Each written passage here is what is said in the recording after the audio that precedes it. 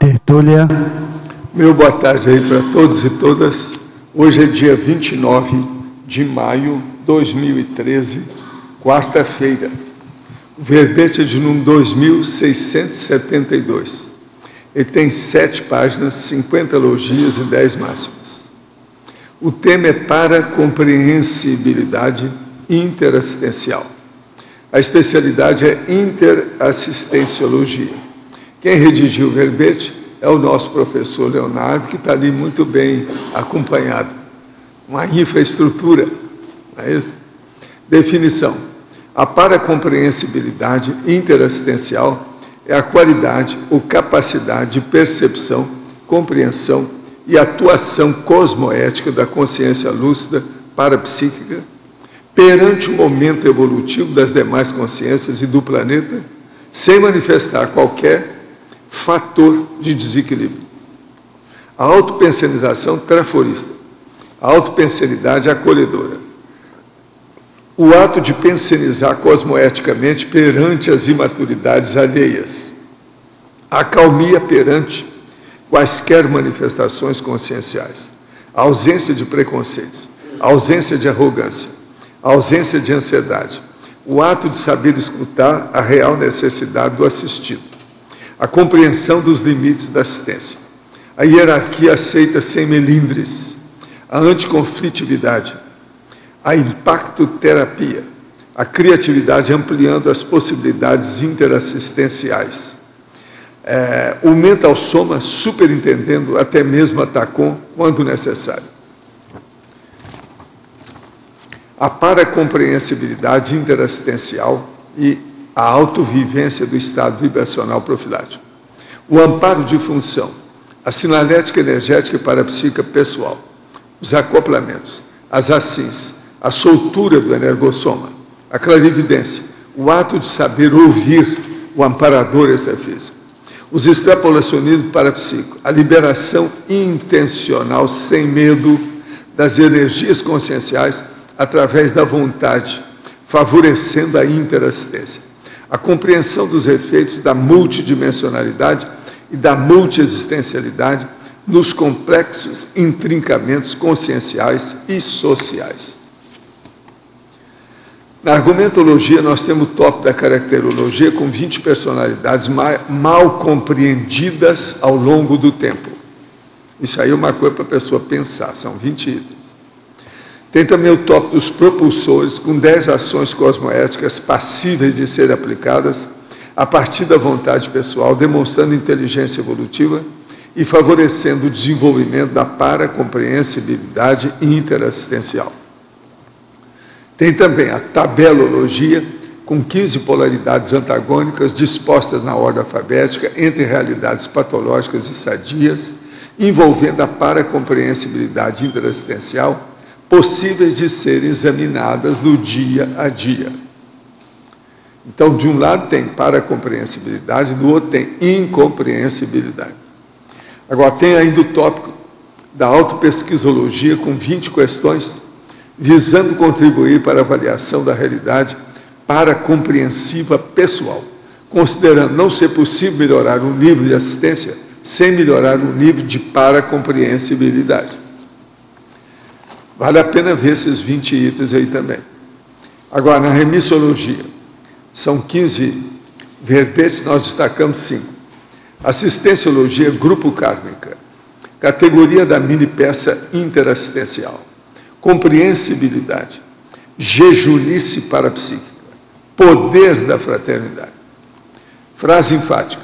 A consolidação da paracompreensibilidade interassistencial pessoal é contribuição inestimável em favor do auto e heteroassédio e da implantação da mega fraternidade nesse planeta. Você compreende a importância de respeitar o momento evolutivo das demais consciências? Da escala simples de 1 a 5, qual o grau de paracompreensibilidade assistencial pessoal? A filmografia tem uma fonte e a bibliografia específica tem 2 fontes bibliográficas. Agora, a mega-análise com João Paulo são 20 itens. Abordagem, tolerância, paciência, respeito, empatia. Postura, autolucidez, acolhimento, autodiscernimento, heteroperdoamento, hiperacuidade, imperturbabilidade, anticonflitividade, parainteligibilidade, interassistencialidade. Benigno pensanidade, conviviologia, desassediologia, holomaturologia e megafraternologia. Agora, o verbete hoje do DAC, quer dizer, o Dicionário de Argumentos da Conscienciologia, o tema é intervitimologia. O argumento é realístico-lógico. É uma página e meia, é tudo síntese, tem 30 itens mais chamativos. Agora, questionamento. Para um intermissivista, é realmente necessário participar do desenvolvimento da conscienciologia? Olha, isso é com a pessoa, ela que sabe, né, o que é, né? É as pessoas que decidem o que ela vai fazer com a vida. Ter de morar em Foz, escrever verbete e defender ao vivo me parece bastante aterrorizante. Puxa, você tem medorreia, né? Está assustando a toda, você ainda não viu nada. Não que eu tenha medinho, mas isso tudo parece um sacerdócio. Não, o problema é seu. Sinto que para essa minha vida atual, a TENEP deve ser obrigatoriamente alcançada por mim. Já é alguma coisa, você já reconhece alguma coisa. TENEP não é fácil para o resto da vida. Reconheço que devo fazer EV o tempo todo, mas não ficar assediado. É para não ficar assediado. Mas ir para Foz ainda me causa estranheza. Não sei se isso está no meu caminho. Não, ninguém está te chamando para cá, não. Pode ficar por aí mesmo. Ainda mais você que está com medo. Essa minha atitude diante da participação poderá me causar aquilo que o professor chama de melancolia extrafísica ou algo pior após minha dessoma? Não. Aí você tem que examinar seu caso pessoal. Nós não chamamos todo mundo para vir aqui. Cada um tem que ver a situação e ver onde é que ele vai viver, aonde é melhor para a PROEX dele. Gostaria de esclarecimento sobre isso nessa vida, eu só quero acertar. Chega de erros. Olha, a única coisa, quando me pergunta se deve vir para cá ou não, eu sempre falei isso. Aqui é a fogueira. Na fogueira, você se sente com mais calor. Só isso. Não tem mais nada. Não tem novidade nenhuma, o problema é seu. Professor, estou tendo que tomar uma decisão difícil no momento. 2 médicos me disseram que teria que fazer outra cirurgia de artrodese na coluna cervical. Já fiz 4 cirurgias de coluna, sendo que a última estava ótima, as 2 não existiam mais. Bastou voltar ao trabalho para algum tempo criar uma hérnia acima da que tinha feito a cirurgia. C4 e C5. Agora estou em dúvida se faço a cirurgia com o médico que tinha feito anterior, um ortopedista ou um neurocirurgião que me foi indicado. Tenho muita dor irradiada para a nuca e braço, e o meu trabalho é 8 horas com computador. O doutor tem como me dar uma orientação? Viver com dor é terrível. Na primeira coisa, você não tem confiança na pessoa. Na dúvida, a gente tem que cair fora. Arranja outro ortopedista e outro neurocirurgião. Vai escutar outra opinião e faz a cirurgia com outros. É o melhor que você faz. Conforme for, vai para uma cidade maior, uma metrópole, alguma coisa maior do que isso. Entende? Que ela mora numa cidade do interior, no Rio Grande do Sul. Faz com outra pessoa, às vezes você vai se sentir melhor, com mais confiança. A gente não pode fazer cirurgia com um cirurgião que você não tem confiança, tem dúvida. Isso não é bom. Arranja outro. Agora, o que eu vejo é o seguinte, você deve fazer cirurgia, sim. Arranja outros. Se o processo é esse, isso aí funciona. Uma pessoa boa pode acertar a situação logo. Professor, no argumentário poderia aprofundar? Aqui eu digo o seguinte, um tabu que procura se firmar, mas parece até o momento ter fracassado, é o politicamente correto. Muitas de suas propostas compõem as linhas do holo tolicionário humano. O que eu chamo de tolicionário é esse conjunto de besteirada que tem na socinha patológica. E já fizeram até um manual que veio de Brasília sobre politicamente correto, que também é uma besteirada. Aquilo é processo de doutrinação, dogma, estão querendo fazer lavagem cerebral. Então há muita besteira e muito excesso nessa história toda. Eu acho isso burro. Isso aí, em certas coisas, em vez de ajudar, piora, que cria o processo de discriminação. No adendo, qualquer interação consciencial gera ou pode gerar vitimização? Não, aí depende do tipo de interação que tem. O que eu falo aqui é o seguinte, Vale lembrarmos aqui que a vitimologia se insere entre as primeiras fases do ciclo evolutivo da grupo-karmalidade. Interação, vitimização, recomposição, libertação, polikarmalidade. Então, o problema todo é a pessoa passar por isso e não se deixar ficar dominada, nem sentir ou se deixar sentir como a lavagem cerebral. O processo é ter a recomposição, a libertação e a polikarmalidade para acabar com a interpretação grupo karma. Agora, o problema todo nosso não é de grupo karmalidade apenas, é polikarmalidade. É nós ajudar uma pessoa sem precisar estar esperando retorno e nem quer saber de qualquer bônus a respeito daquilo. É ajudar devido ao processo apenas da própria evolução em si. Professor, eu e mais 2 amigos criamos um grupo de estudo para discutir de forma holística assuntos que envolvam a evolução da consciência, o desenvolvimento do parapsiquismo com base na conscienciologia, através das tertúlias e outros meios de informação. Testamos a técnica do arco voltaico e necessitamos de esclarecimento sobre observações práticas da técnica. 1. Na aplicação do arco voltaico, assim diz assim, haverá também feedback de percepção. A EPICOM ou EPICOM fazer leitura de alguns aspectos da sua energia para com Sincobaia? Sim, às vezes é bom entrar em contato com fabulação, faz a interação, a dialética para esclarecer um e outro. Isso tudo pode ajudar muito. Vocês têm que abrir o jogo, soco na cara e fratura exposta, fazer impacto-terapia de tudo que pode. 2. É possível fazer retrocognição da Consincobaia? Olha, se a Consincobaia, às vezes, não é grande personalidade do ponto de vista de rememoração, você, às vezes, vai lembrar de alguma coisa dela que ela nunca teve. Então, é preciso saber como abordar isso perante a pessoa. 3. Podemos perceber ou provocar a abertura do corono chakra? Olha, esse negócio de abertura de corono chakra, isso aí é uma besteirada, você sabe, né? O problema todo é a gente dominar as energias todas e dominar todos os chakras de uma vez. O processo é a holosfera.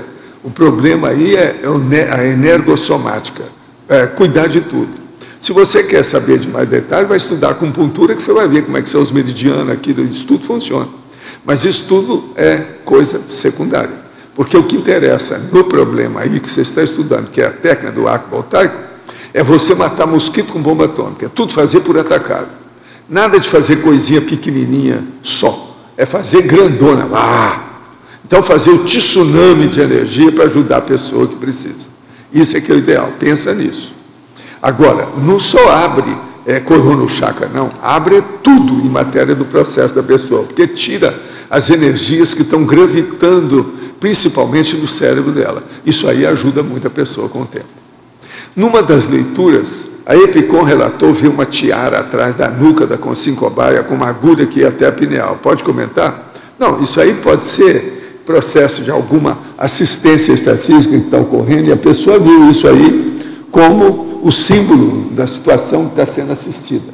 Isso tudo pode ter acontecido e pode ser também apenas o processo da energia com maior intensidade e reforço externo para melhorar e limpar o problema da pessoa. De modo que isso tudo pode acontecer mesmo. O problema é vocês ir anotando o que é que tem. Isso vai melhorar com o tempo. Agora, ao nosso verbetólogo, professor Leonardo, na Pensenologia, página 7, último item, em meio a tantos descalabros, noticiários tenebrosos e balbúrdias da imaturolândia, como otimizar o nosso ato de pensenizar cosmoeticamente perante as imaturidades alheias? Eu penso que a primeira coisa é estudo. Então, precisa de muita leitura para começar a fazer associações do que a gente vê no planeta. Então, por exemplo, ontem eu estava lendo e tem uma pessoa que faz coleção de Barbie. Ela tem 7.246 Barbies. E uma delas ela pagou 55 mil reais. Então, como é que a gente compreende isso? Então, tem uma questão de síndrome da ectopia afetiva? Sim. Qual o olhar que a gente vai dar para isso? Então, a gente pode reclamar da pessoa, a gente pode fazer um julgamento trafarístico da pessoa, ou a gente pode olhar aquilo como um processo evolutivo. Ela está dentro de um processo evolutivo. Então, ela vai virar serenona em algum dia. Essa é a questão. A questão é que vai demorar um pouquinho mais. Vai ter que se livrar das Barbies todas. Na Fatologia, mesma página, linhas 2 e 3. Como burilar o ato de saber escutar a real necessidade do assistido e ter a compreensão dos limites da assistência? Como medi-los?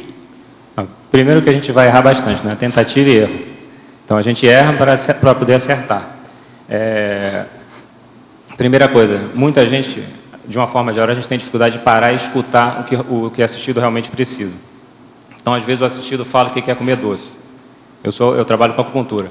Então, chega lá a pessoa, eu não quero parar, não vou largar, e aí você vai falar o que para a pessoa? Então, a necessidade dele é parar de comer o doce. Ele não quer parar de comer doce. Então, você dá uma informação, você orienta a pessoa. Se ela vai parar ou não, é uma questão dela.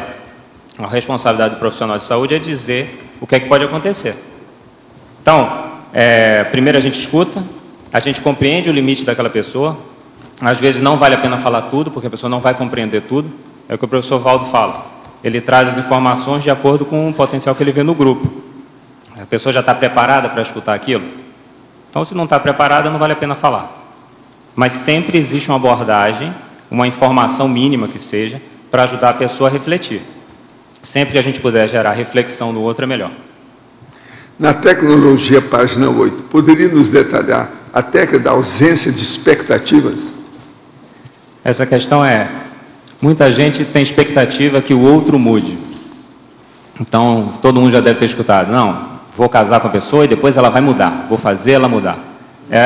Na verdade, é um auto-engano, né? E isso não vai acontecer nunca, outra pessoa só vai mudar se ela quiser. Então, uma forma de se auto-assediar ou uma forma de se frustrar é a gente criar expectativa em relação ao outro. Claro que a outra pessoa vai mudar, mas a gente não vai considerar isso. Eu prefiro pensar o seguinte, essa técnica da ausência de expectativa não tem expectativa que o outro vai mudar. Considere até que ele não vai mudar. Se ele mudar, é lucro. Você não vai se assediar com isso. E aí você já sabe, você não espera que o outro mude, que ele tenha uma atitude que você está esperando, que isso vai gerar, provavelmente, assédio. Escuta essa. Leonardo, meu nome é Osana Rossi. Moro em Nilópolis, Rio de Janeiro. Sou sua fã. Quando vou ouvir reclamações de outra consciência, afinal, ouvir também é um ato de caridade. Sinto que estou cada vez mais fria. Não consigo mais me sensibilizar com os problemas alheios como antes. O que é isso? Me tornei uma pessoa egoísta devido a tudo que já vivi? Não. Você conhece a pessoa? Eu conheço, já atendi ela várias vezes. E ela está fazendo CPC também. É uma pessoa que tem uma energia muito boa, super agradável, tem um bom humor ótimo. Não tem nada disso que ela está falando. Não, tem nada disso, tem nada disso. Ela está querendo... Tem nada disso. É uma atriz. Ela é para cima. Ela é bem expressiva, assim, expansiva. E às vezes a necessidade de parar para refletir e ir para o outro oposto, para poder adequar esse olhar, faz parte do serviço. É um momento. Então, o que você está achando que é frieza, na verdade, é uma reeducação desse traço emocional. Não vejo nada mais além disso. O olhar 43, aquele de olhar assim. Mas, gente, eu queria falar para vocês o seguinte. O comparativo de pontuações entre julho de 2012 e maio de 2013, agora, então, nós temos aí que houve um aumento de Cognopolita de 1,74%, o Conselho dos 500 houve um aumento de 108%, os Amigos da Enciclopédia houve um aumento de 8,6%, os enciclopedistas de 75,16%, os autores do Olor 5 de 11,84%, e presentes da mini tertúlia houve um aumento de 41,67%. Isso na mini tertúlia, porque de manhã vem mais gente, você sabe disso. De modo que nós temos aqui os totais, as quantidades, o processo que como é que é, de um lado e outro, tudo com detalhes. Você sabe que isso aqui é o trabalho que o professor Flávio está fazendo o levantamento de tudo, fora de série. Agora, outra coisa que eu queria falar para vocês é o seguinte. Vai haver um workshop de dança tradicional egípcia com a bailarina Tahira Mahash, com teoria e prática, com 2 horas de duração do discernimento. A data é o dia 3 de junho, que é segunda-feira próxima. Só para mulheres, vocês já ficam sabendo, isso aqui não é para homem. Os homens aí tapam o ouvido que eu estou falando só para mulher. Então, a data é 3 de junho, segunda-feira, horário 19 horas às 21 horas, o local, o auditório do discernimento. As inscrições antecipadas até o dia 2 de junho. O valor da participação é R$ 50. A vestimenta, roupa de ginástica para a pessoa participar. Conteúdos, origem da dança egípcia e seus rituais. Benefício energético através dos movimentos da dança. Desenvolvimento parapsíquico através do desbloqueio dos chakras. De modo que o mulherio está todo sendo convidado para ir lá, tá certo? Se alguma aí tiver ruim de gaita, fala comigo que eu vou ver o que a gente faz. Se ela precisa de comparecer. Hein? Vai aprender a fechar a porta, que eu já mostrei aqui como é que é. Vocês sabem, né? Como é que é? Vou mostrar de novo. Divido aqui os aplausos. Eu vou mostrar. Então, vocês vejam bem, faz de conta que isso aqui é a porta do carro que abriu e tem que fechar. Então a pessoa está aí. Então, ela para fechar a porta, ela faz isso. Tem que ser com a pelve, quer dizer, as cadeiras. Senão não vai, tá certo? Eu confio em vocês e vamos ver o que dá. Outra coisa, ela não falou, mas seria bom vocês pensarem o seguinte: aquela mulher que tiver com sobrepeso, é bom entrar na dança. Uma outra coisa também que a gente não fala muito, mas que é um fato, eu falava isso no meu curso de sexomática, que as melhores pessoas, mulheres, dentro do ato sexual, são as bailarinas. Você está entendendo? Devido ao processo de ter liberdade de movimento do corpo, do ginossoma. Isso aí não é, porque lá o negócio é só para mulher, não tem processo sexual na apresentação dela. Mas eu quero é falar para as mulheres. No meu curso lá, com o processo da sexomática, geralmente era sábado para as mulheres e domingo para os homens. Então os homens perguntavam assim: Valdo, qual é a melhor mulher que a gente arranja para ser a dupla visando o processo da sexologia?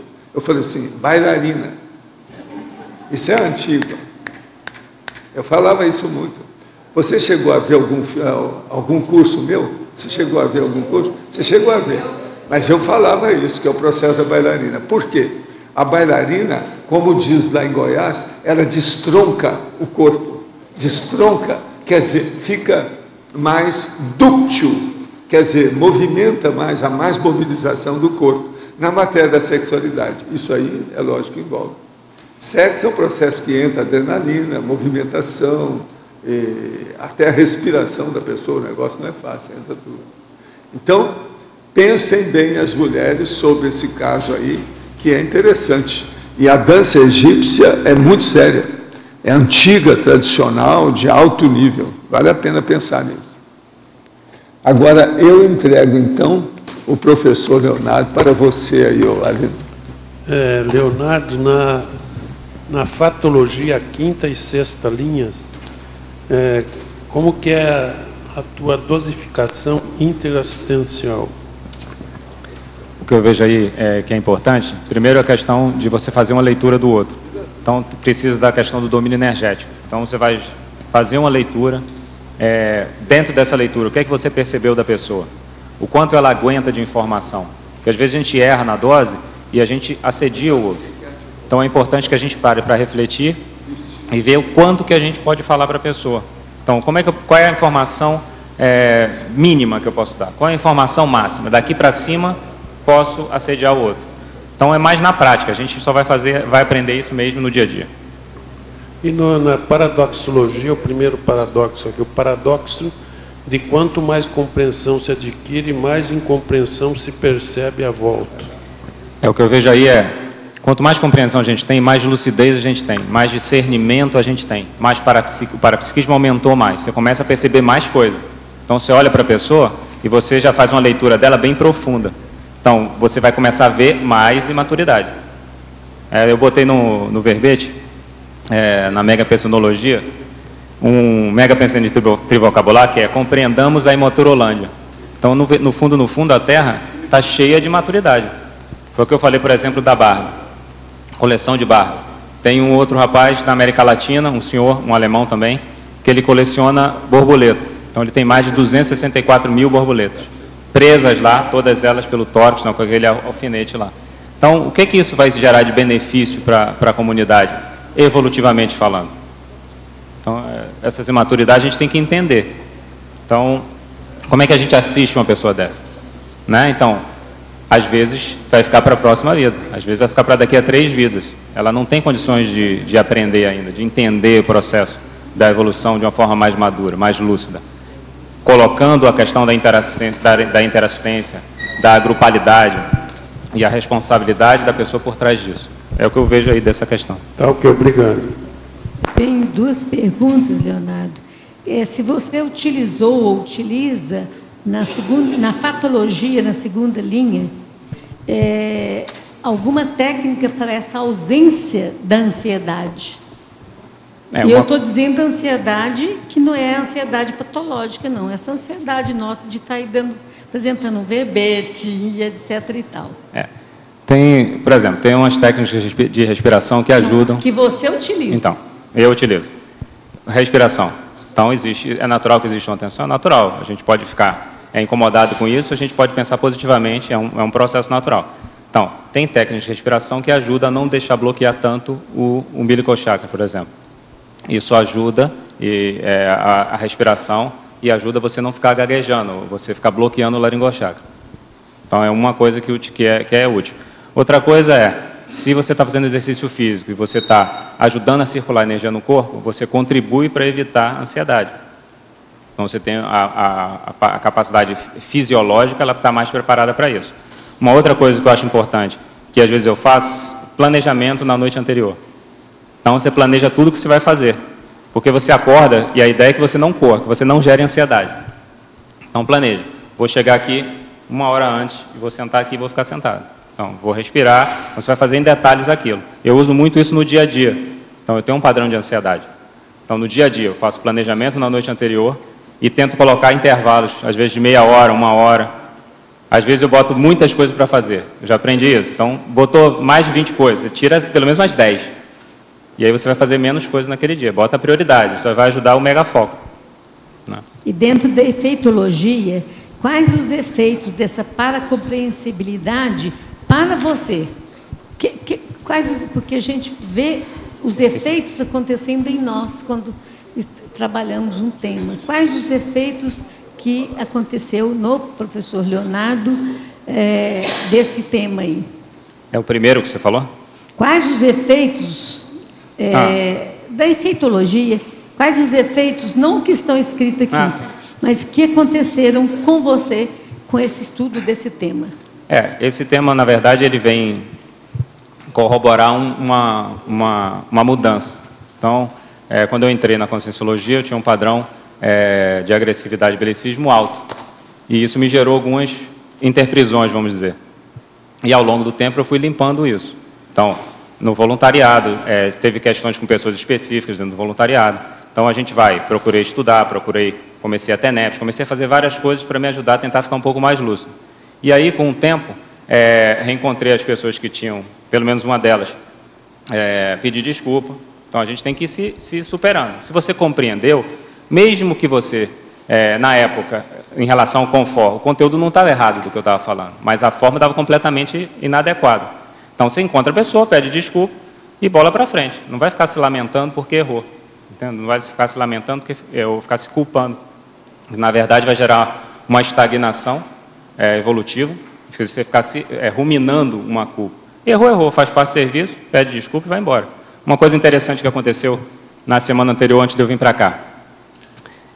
Essa pessoa específica, ela ia apresentar um workshop lá para os docentes, e ela escolheu um verbete para trabalhar lá, exatamente a tabela aqui desse verbete. Então, ela pegou na internet, foi há uns 20 dias atrás, mais ou menos. Então, ela escolheu, entre 2.500 verbetes, o verbete que eu tinha escrito. Então, limpou o processo na minha leitura, está limpo. Senão, ela não teria escolhido. E eu nem sabia que o verbete já tinha sido colocado. Algumas pessoas tentaram acessar depois e não conseguiram acessar. Então, ela nem sabia que era meu verbete.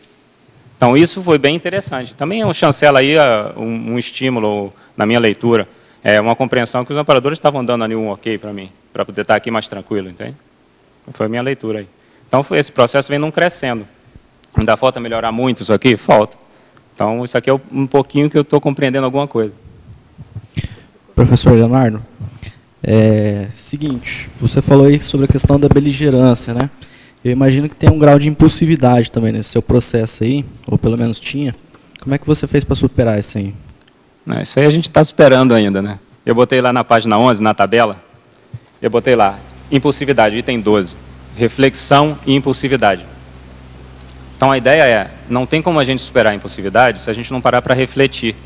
Tanto que na tecnologia eu fiz questão de colocar a técnica da autorreflexão de 5 horas. Porque sem reflexão, esse processo de bicho, esse emocionalismo, ele vai estar presente o tempo todo.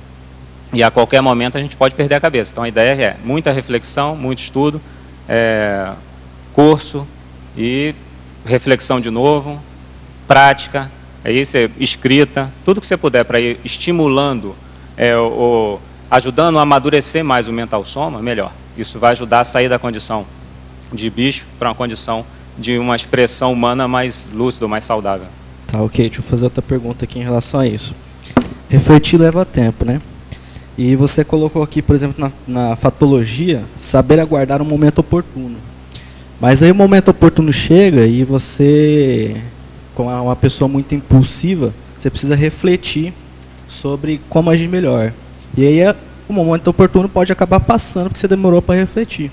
Então como lidar com essa questão aí? Às vezes a gente perde as oportunidades, sim. Uma coisa que pode ajudar, no meu caso pelo menos eu tento fazer isso, se eu tenho alguma coisa para resolver com uma pessoa, ou se vai ter uma situação que pode me gerar uma agressividade ou impulsividade, eu tento sempre pensar em todos os detalhes daquela conversa ou daquela situação que vai acontecer. Ou no momento que você esteja tranquilo, trabalha energia, e aí você vai refletir sobre isso. Vou falar isso para aquela pessoa, pode ser uma pessoa do familiar, do grupo Karma. Vou falar isso. Normalmente quando a pessoa fala o que me desequilibra, aí você visualiza a pessoa respondendo para você. E aí como é que você sai daquela condição? Então você vai trabalhar essa questão da reflexão dentro daquela relação que você quer trabalhar, ou dentro daquele traço, ou daquela vivência que você tem dificuldade. E aí você pensou bastante, na hora do vamos ver, a gente acaba não sendo 100% como a gente pensou, mas você evita um monte de erro. Pelo menos a minha experiência aí nesse sentido. Ok, obrigado. Leonardo, aqui na fatologia, segunda linha de baixo para cima, como que o seu trabalho aí de consultório, quando você percebe em uma consciência as intermináveis mimeses por parte do assistido, como que você poderia dar o toque na pessoa, dela ter esse entendimento que ela está repetindo as coisas dela, vidas e após vida? Como que você... Às vezes você fala claramente para a pessoa coisas que ela precisa trabalhar. Às vezes ela até aceita aquilo, mas ela não quer colocar em prática. Então, por exemplo, eu atendi um tempo uma senhora e ela tinha uma questão familiar bem complicada. A filha envolvida em questão de droga, a parte alcoólica, então uma situação delicada. E eu conversei bastante com ela, tinha vezes que ela tinha uma lucidez do processo dela. E aí o que é que ela fazia? Ela falava assim, não, eu entendo isso, ela estava tendo até problema visual. E ela mesma associava, eu estou tendo isso porque eu não quero enxergar esse negócio, eu quero fugir disso, eu não quero ver essa situação. Ela mesma fazia a associação toda do problema que a pensenidade negativa ou doentia estava gerando nela. Aí o que é que ela fazia? Quando me dá muita angústia, que eu fico bem angustiado, eu vou para o shopping, compro algumas coisas e isso me alivia. Ela estava indo no shopping nessa época 4, 5 vezes na semana. Então ela tinha uma lucidez e ela não conseguia sair desse processo. Ela já tinha esse procedimento há mais de 20 anos. Então como é que você ajuda essa consciência? Às vezes ela está com as portas fechadas, ela não quer. Mas eu tentei conversar, eu tentei dar livro, eu convidei para palestra. A gente tenta N coisas. Faz reflexão, conta uma história de outro paciente, uma situação que possa ajudar a pessoa a sair daquela condição emocional para uma condição mais reflexiva. Mas ela não queria enfrentar aquele problema. Então era uma escolha da pessoa. E a gente tem que respeitar. Então é o direito da pessoa de agir antievolutivamente, às vezes com lucidez, e que a gente tem que respeitar. Não tem como a gente brigar com a pessoa. Não vai pegar um tacape, como o professor Valdo fala, e bater na pessoa. Não tem como fazer isso. Na verdade, a vida, gradativamente, vai trazer vivências ou experiências para que ela possa acordar para esse processo.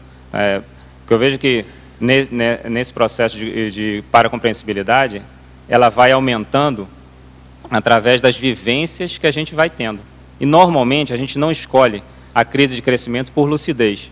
puxando ela, antecipando ela. A gente espera que situações da vida fiquem difíceis, duras, para que a gente possa obrigatoriamente parar para refletir. E mesmo assim não é certo que a gente vai esperar isso, né? A pessoa escolhe esperar isso naquele momento. Leonardo, okay, obrigado. Leonardo, Tânia Guimarães aqui em cima. Na primeira folha, página 7, na fatologia, de baixo para cima, terceira linha, finalzinho da terceira linha. Os inúmeros e incansáveis convites pró-evolutivos. Você pode contar como é que é isso com você? Eu coloquei isso aí porque eu já fiz isso muito com vários pacientes, mas eu tenho uma situação mais interessante que foi com meu pai. Então, a gente teve várias questões ao longo da vida. E muitas vezes eu chamei ele para modificar alguma coisa, para refletir alguma coisa. E isso foi ao longo de uns 15 anos, mais ou menos. De uns 2 anos e meio para cá, ele resolveu fazer uma coisa que eu tinha falado. Então, ele começou a fazer os cursos. Coincidência ou não, eu era professor de um dos cursos. Ele resolveu fazer um segundo curso. Coincidência ou não, eu era o professor daquele segundo curso. Mas eu poderia ter desanimado ao longo desses 10, 15 anos. Então, a ideia é que isso me ajudou a amadurecer esse respeito para o de esperar outra pessoa.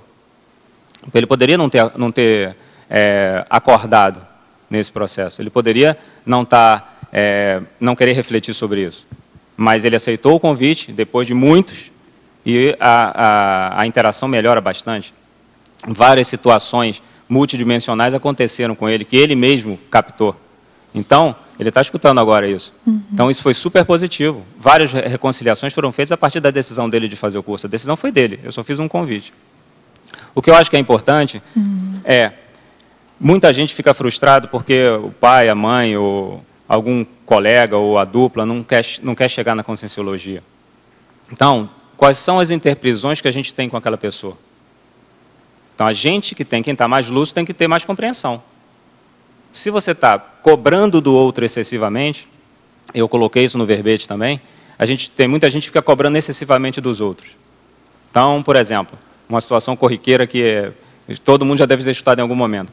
É a pessoa que reclama do marido ou da mulher porque deixa a tampa da privada aberta nos últimos 20 anos, a pessoa ficar reclamando sobre isso. Não é isso? A pasta de dente que não está lá, aberta. Então, tem várias situações do dia a dia que essas cobranças, isso é uma coisa simples, né? Tem questões de cobranças verbais que, na verdade, compromete uma educação de uma criança, por exemplo. Então, esse comprometimento dessa atuação, essa cobrança excessiva, isso vai atrapalhar o processo da pessoa. Na verdade, é um assédio, você está assediando o outro. E, em algum momento, você vai ter que limpar essa questão. Isso que eu acho que é o mais sério. Então, evitar cobrar do outro. Tudo tem limite. Fez o que podia? É aquela história. Só existe autocura.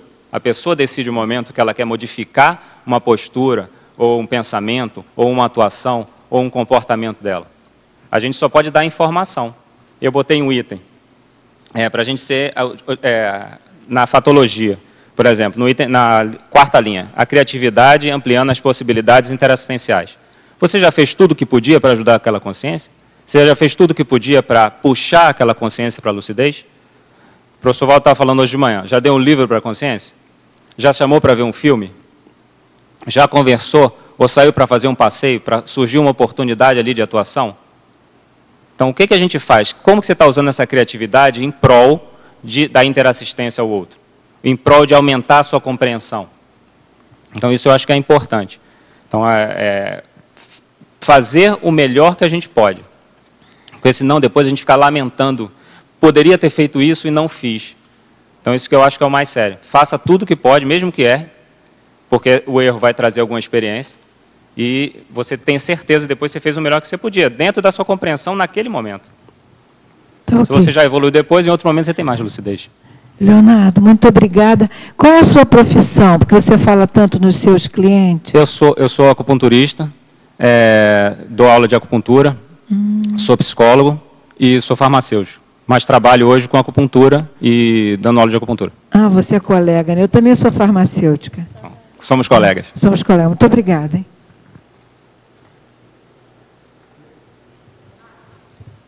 Em mitologia, Você pode ampliar o mito da imutabilidade da consciência?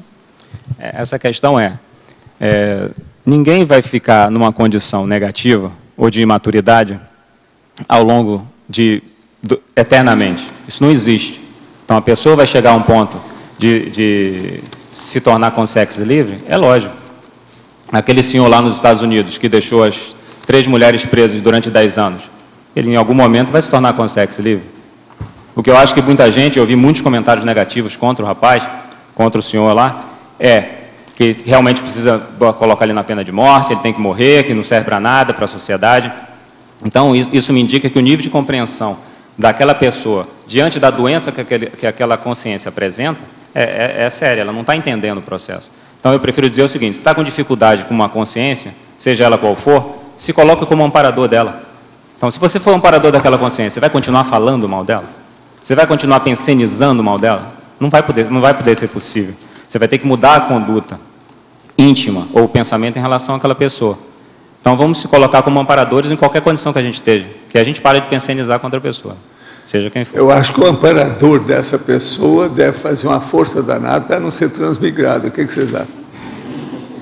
Agora aqui, Alver Betalco, professor Leonardo. Parabéns pelo verbete, em especial para as 20 questões sobre a realidade paracompreensiva. Gostaria que aprofundasse 2 pontos do verbete. Em Parafatologia, página 8, 4ª linha.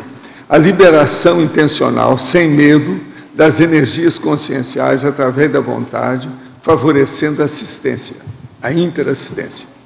Eu coloquei esse item porque eu escutei e vi várias pessoas atuando dessa forma. Então, a pessoa quer ajudar o outro, mas ela fica com medo da repercussão. Então, por exemplo, às vezes a gente tem que ligar para as pessoas para formar uma turma de conscienciologia no curso de entrada. E aí as pessoas chegam lá e ligam, ficam 2 horas, 3 horas, ligam para 3 pessoas. E aí um dia desse eu estava fazendo o CTA e a pessoa estava do meu lado. E aí eu comecei a ligar. Eu ligava 1, 2, 3, 4, um atrás do outro. E a pessoa falando: mas vem cá, como é que você faz isso? Isso não é perigoso? Então isso me indica que a pessoa está com medo da repercussão. Vai ter repercussão? É lógico que vai ter repercussão. O máximo pode acontecer que nem o professor volta, ficar uns dias dormindo, né? Mas a ideia vai ter um mal-estar? Trabalha energia. E vamos em frente. Então, se a gente está com medo, a gente não está compreendendo o processo envolvendo ali aquela interassistência. Você está confiando no seu amparador se você está com medo? Você está confiando em você se você está com medo? Então, o nível de compreensão e da assistência que você está fazendo, na verdade, já está diminuída. Claro que a gente vai calçar tudo que pode para evitar repercussão, mas faz parte ter repercussão uma ou outra. Em Numerologia, página 9, o fato de a síndrome do bonzinho comprometer as possibilidades interassistenciais.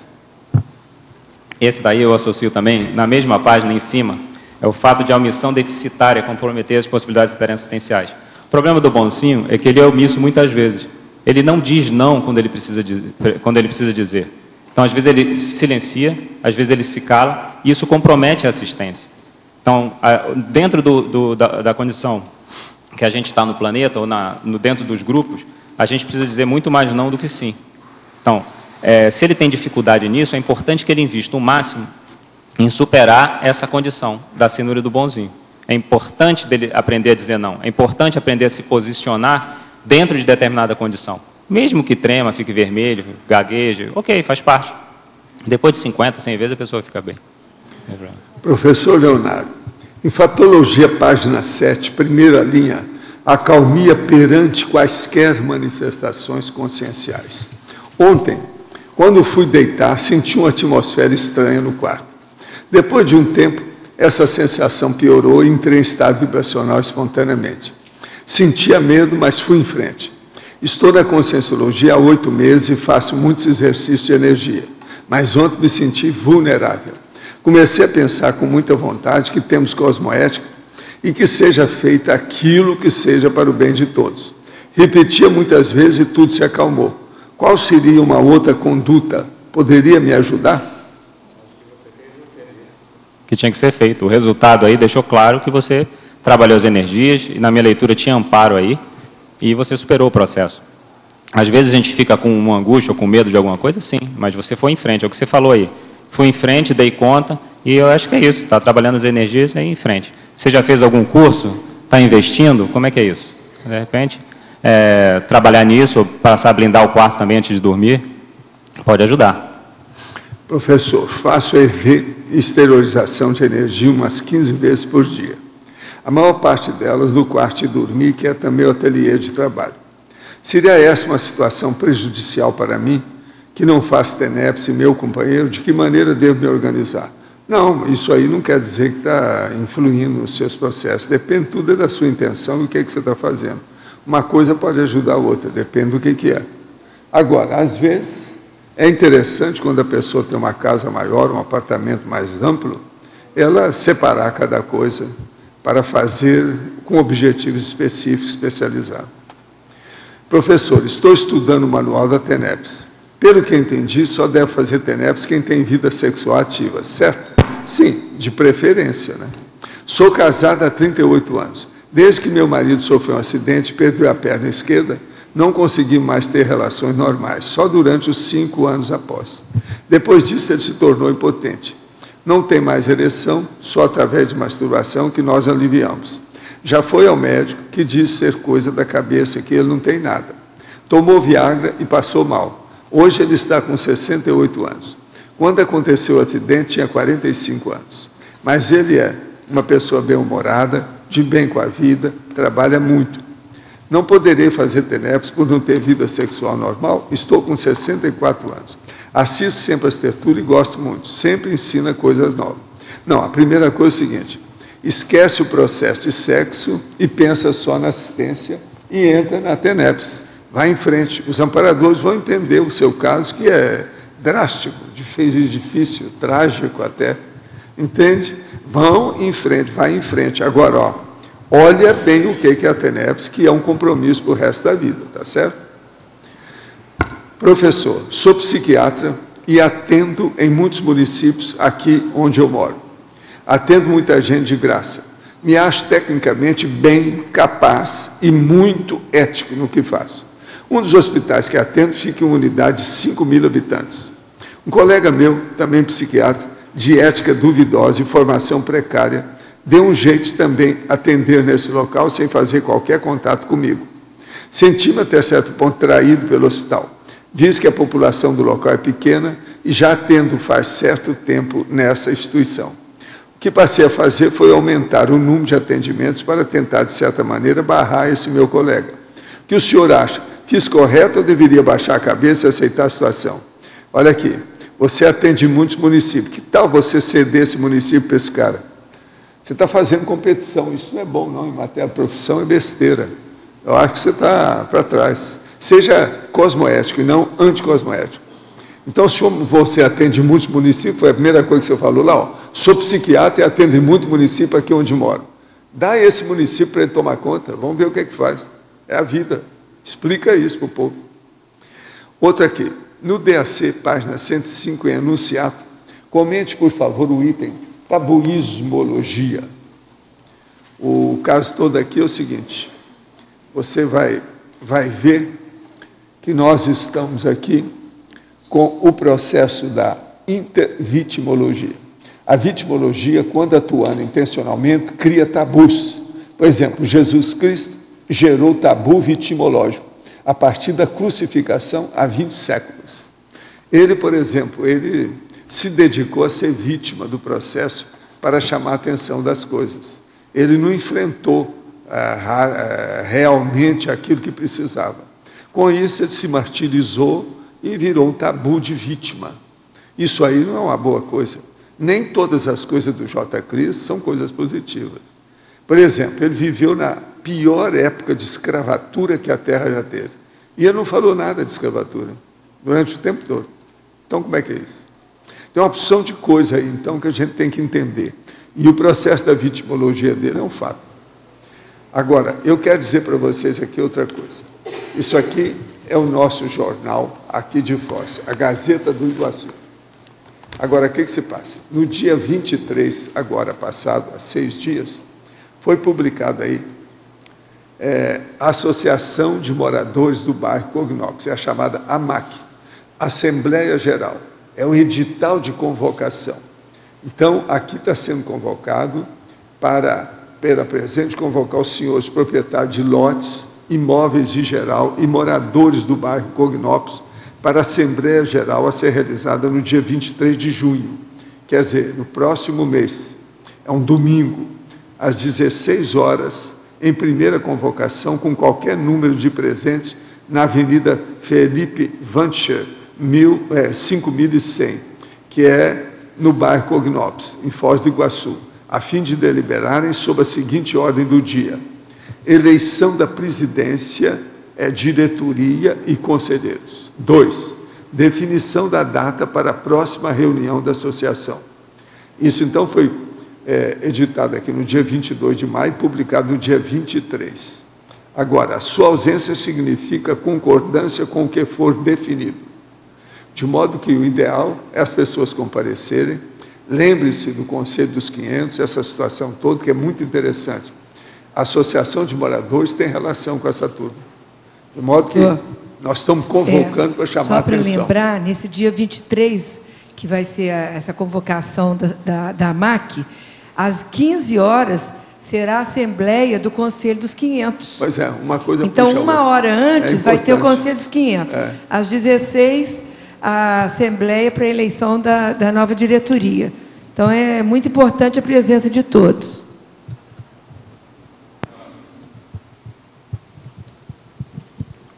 Pode falar.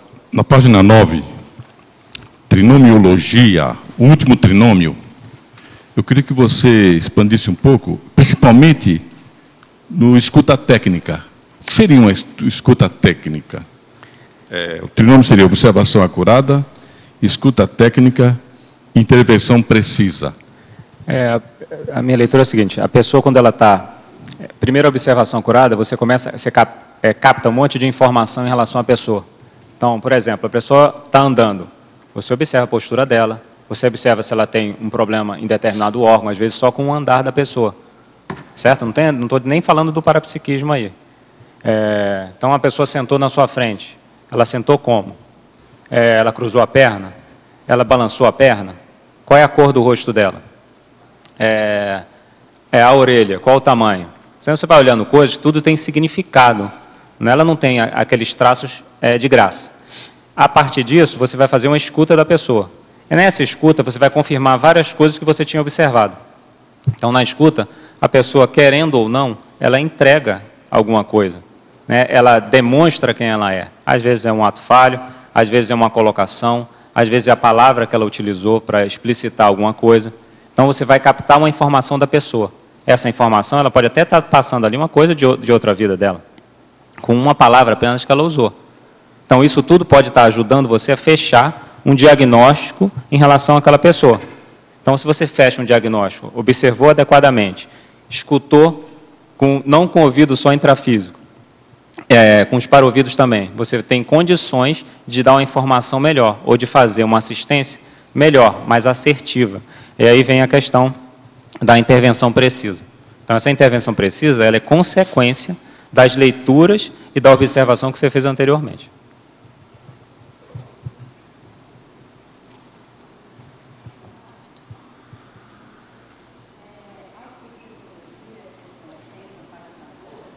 Está sem.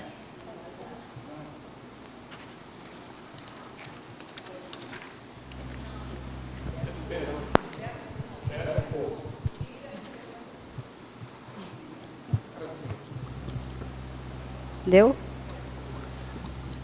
Na página 12, a questão 6 da autopsiquisologia, autorresponsabilidade. Cada veículo dolo-soma utilizado por você contribuiu predominantemente para gerar assédio ou desassédio. Contribui. Você tem alguma casuística que pudesse dividir conosco da repercussão tanto do desassédio como do assédio? Sim. Por exemplo, a apresentação física sua, ela assedia o outro? Como é que está o seu corpo físico? Esse corpo físico, ele vai gerar alguma reflexão na outra pessoa. Assim como a sua postura, o seu comportamento emocional também vai gerar uma reflexão na pessoa. Então, por exemplo, se eu estou irritado com alguma coisa, ou se eu estou agressivo com alguma coisa, isso vai impactar as pessoas que estão à minha volta.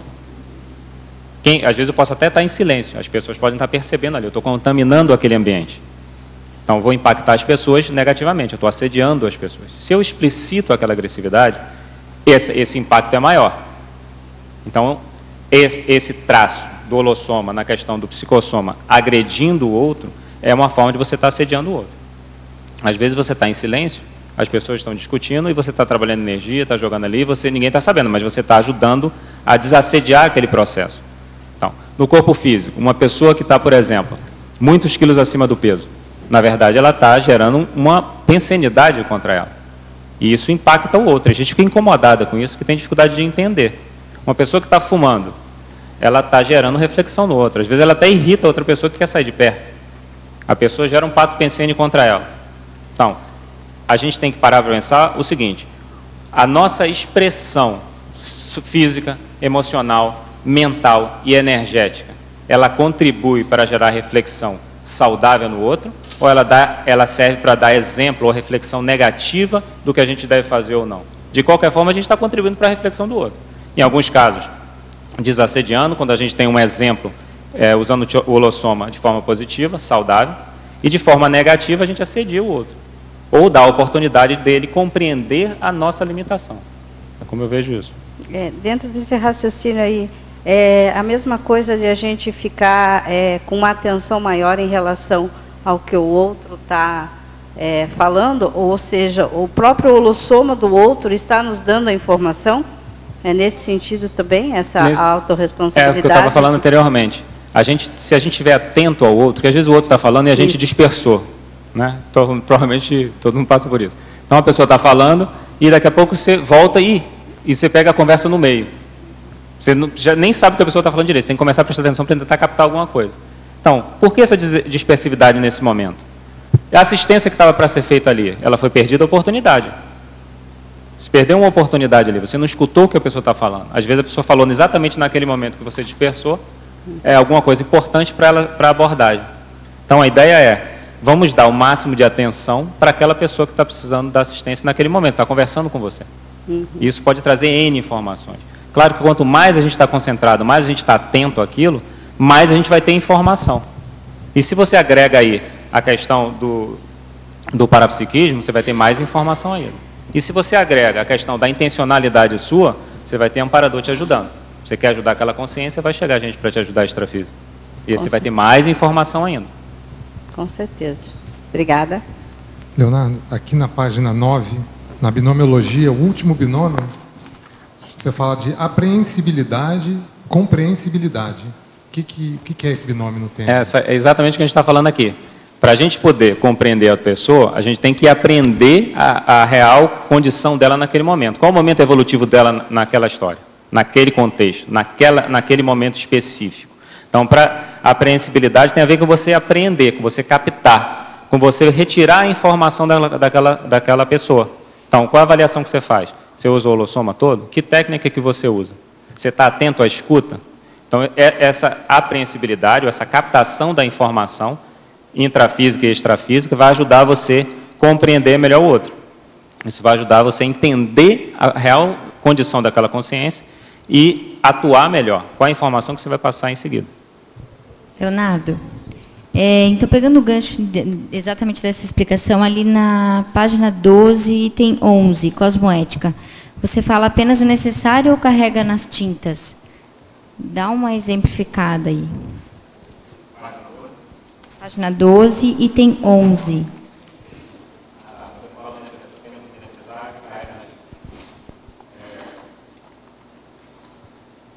O que a gente vê aí é que muitas pessoas carregam nas tintas. Por exemplo, todo mundo já escutou isso, ou às vezes até já emitiu isso. Muita gente fala assim, eu falo mesmo, doa a quem doer. Não leva o desaforo para casa. E fala as coisas, e às vezes você gera uma repercussão negativa no outro. A gente fala mais do que precisa. É aquela questão que eu botei lá na fatologia, da dosificação interassistencial. A gente está atento para as informações que a pessoa está passando. Até que grau eu posso dar de informação ao outro? Isso não é fácil. Isso é uma questão lá daquele trinômio, de observar, e você ter uma escuta técnica, para você ter uma intervenção. Então, muitas vezes a gente precisa ficar em silêncio e a gente fala demais. E aí a gente erra muito na dose. Então, o que eu uso para mim, de conduta, se existe algum grau de... Eu já errei muito nisso, então o que eu faço é isso. Se existe algum grau de agressividade, ou de emocionalismo, ou de desequilíbrio emocional, fique em silêncio, é a melhor coisa. Você não vai errar.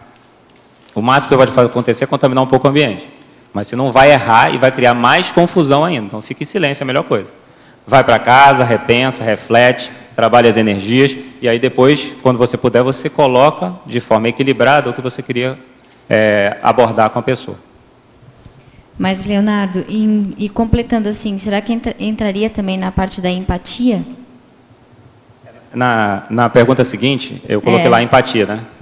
Qual o tamanho da compreensão pessoal diante das imaturidades alheias? Você considera mais empático ou menos empático? Então, se você se considera uma pessoa empática, seu grau de compreensão ele tem que ser alto. Você compreende as pessoas ainda, ou a gente faz uma fofoca, ou a gente patopenseniza aquela pessoa. Então, se você realmente compreende a pessoa, você não participa mais de fofoca, você tenta evitar ao máximo, ou nem faz a patopensenização. Porque se você compreendeu, você entendeu uma informação da pessoa. Você entendeu a realidade dela, ou o que é possível para aquela consciência naquele momento. Então, é aquela história que eu estava falando anteriormente. Uma técnica que eu acho que é interessante é se colocar como amparador da pessoa, que aí você não vai poder falar mal dela. Você vai pensar assim, como eu posso ajudar essa pessoa a sair dessa condição? Ela está lá no buraco. O que é que você vai poder puxar dela? Você só vai poder olhar, se você é amparador, você vai ter que olhar para o que ela é boa naquilo, o que é o trafor dela, para você poder puxar ela. Então, a empatia é fundamental no processo da compreensibilidade. Quanto mais empatia a gente tem, mais entendimento a gente tem em relação ao outro. Por favor, na página 7, em fatologia, na terceira linha. Eu não sei se você já falou a respeito, a sua ideia sobre a hierarquia aceita sem milindres. Não falei isso. Isso eu observo muito, tanto na minha experiência pessoal, quanto eu observo, assim, por exemplo, no voluntariado. Então, às vezes, a pessoa está querendo estar numa posição X. E aí um outro colega chegou lá. Às vezes existe toda uma troca de energias negativas entre as pessoas. Então, as pessoas ficam incomodadas porque o outro teve uma oportunidade. Então, o que eu penso é o seguinte, eu já vi muitos comentários até assim, essa pessoa não merece estar lá, essa pessoa não tem condições de estar lá. E aí eu vejo da seguinte forma, a pessoa chegou naquela condição ou por mérito, ou por estímulo dos amparadores para que ela possa melhorar. Mesmo que ela esteja na condição plena de assumir aquela condição. Então, os amparadores dão uma oportunidade para o outro, para que ele, dentro daquela atuação, naquela posição que a pessoa está, ela possa crescer com aquilo. E em vez da pessoa entender, ela patopenseniza e assedia o processo. Eu acho que isso é um dos tópicos aí, uma questão importante, que a gente vê aí dentro do voluntariado, que precisa ser bem trabalhado. Isso gera muita confusão e sempre tem uma história aqui, uma história ali em relação a isso. Então, se a gente se incomoda porque o outro se deu bem, a gente está com um problema. O nível de compreensão nosso está baixo. E o nível de entender os contextos multidimensionais envolvidos no processo também está baixo. Então, o parapsiquismo também não está funcionando muito bem. Então, acho que isso é uma reflexão que eu acho importante para a gente ficar... Se ficou incomodado, tem alguma coisa que você mexer em você, não é com o outro. Você que está com a dificuldade íntima de não entender aquela conquista da pessoa, por mérito ou por estímulo dos amparadores. Pouco importa.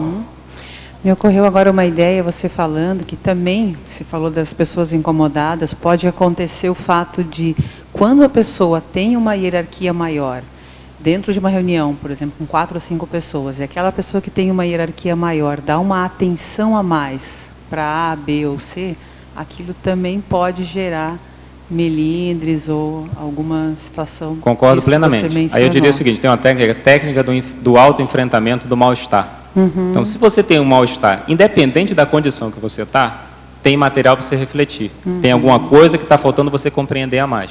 Seu pensamento precisa melhorar. Seu pensamento precisa ser mais profundo em relação a isso.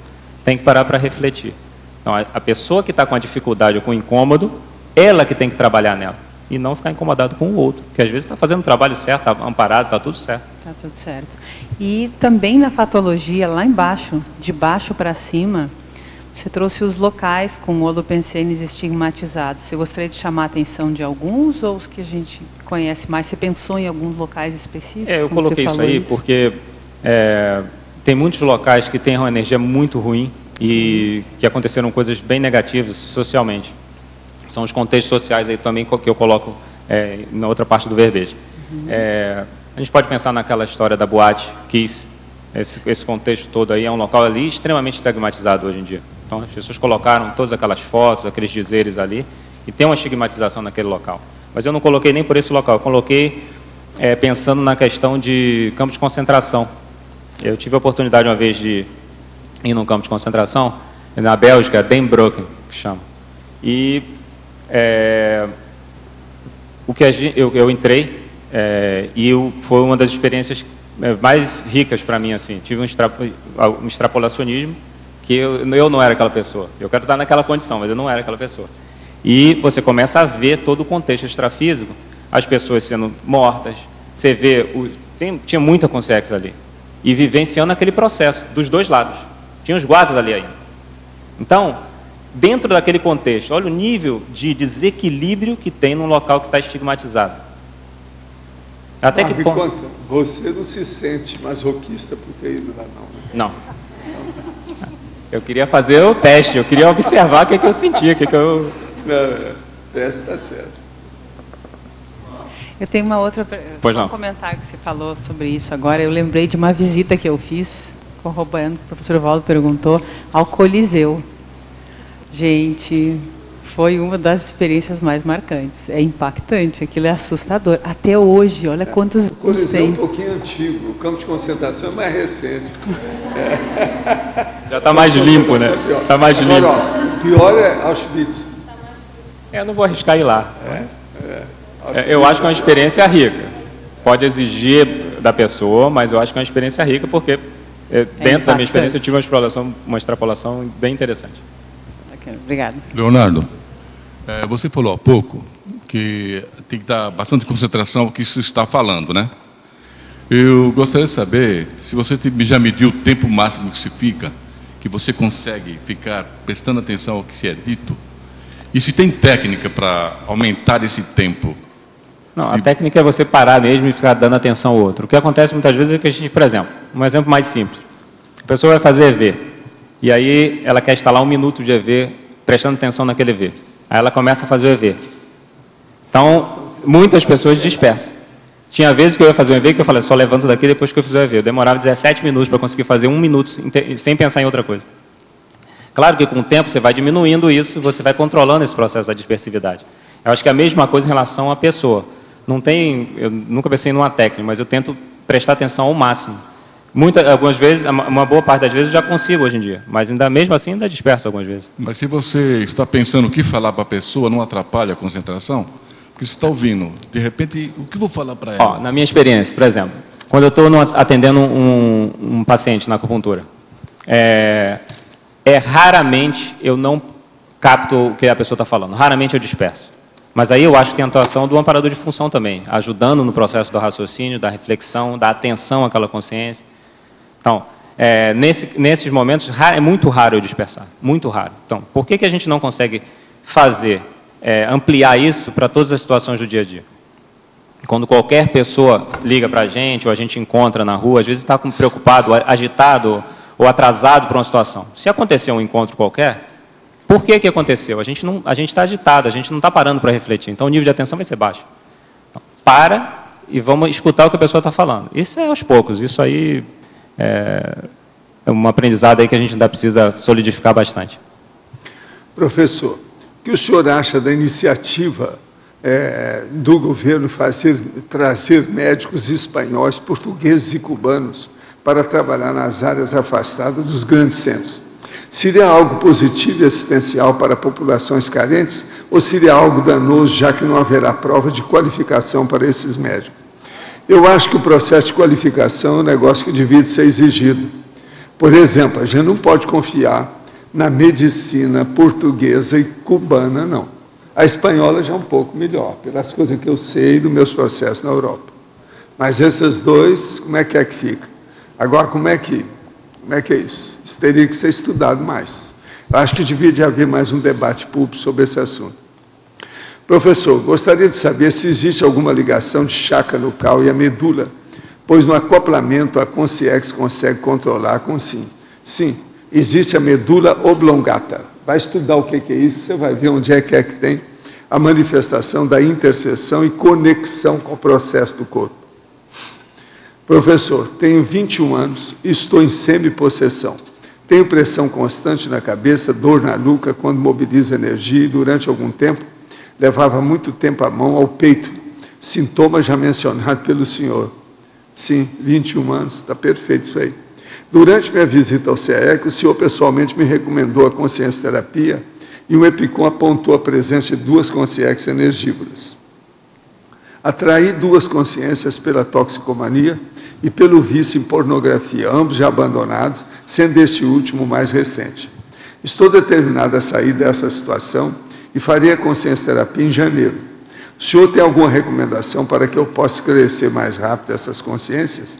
Pode me incluir na sua TENEPS? Aí eu vou colocar na TENEPS e vamos ver o que a gente faz. Agora, ó, janeiro é muito tempo, nós estamos em maio. Não? Se você vai fazer, seria bom logo. Essas coisas não é bom deixar para depois, não. Isso é igual cirurgia. Tem certa cirurgia que o câncer está aí, é bom tomar providência naquele dia. Professor, os cursos intermissivos acontecem em qual Comunex? Ele acontece em todas as Comunex que dizem respeito à matéria daquele dia do curso.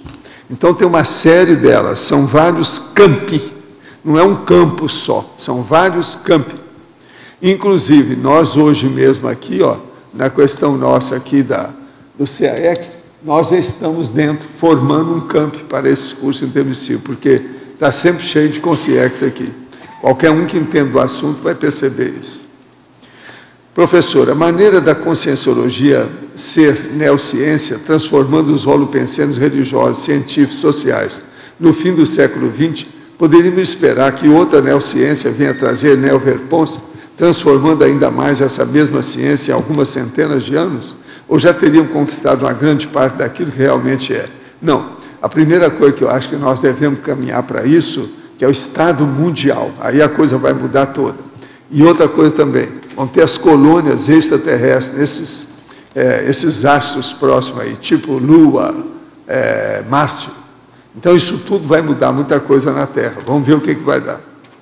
Agora, professor Leonardo, em Antagonismologia, página 9, poderia explicar o antagonismo, explicitação cosmoética, sinceridade rude?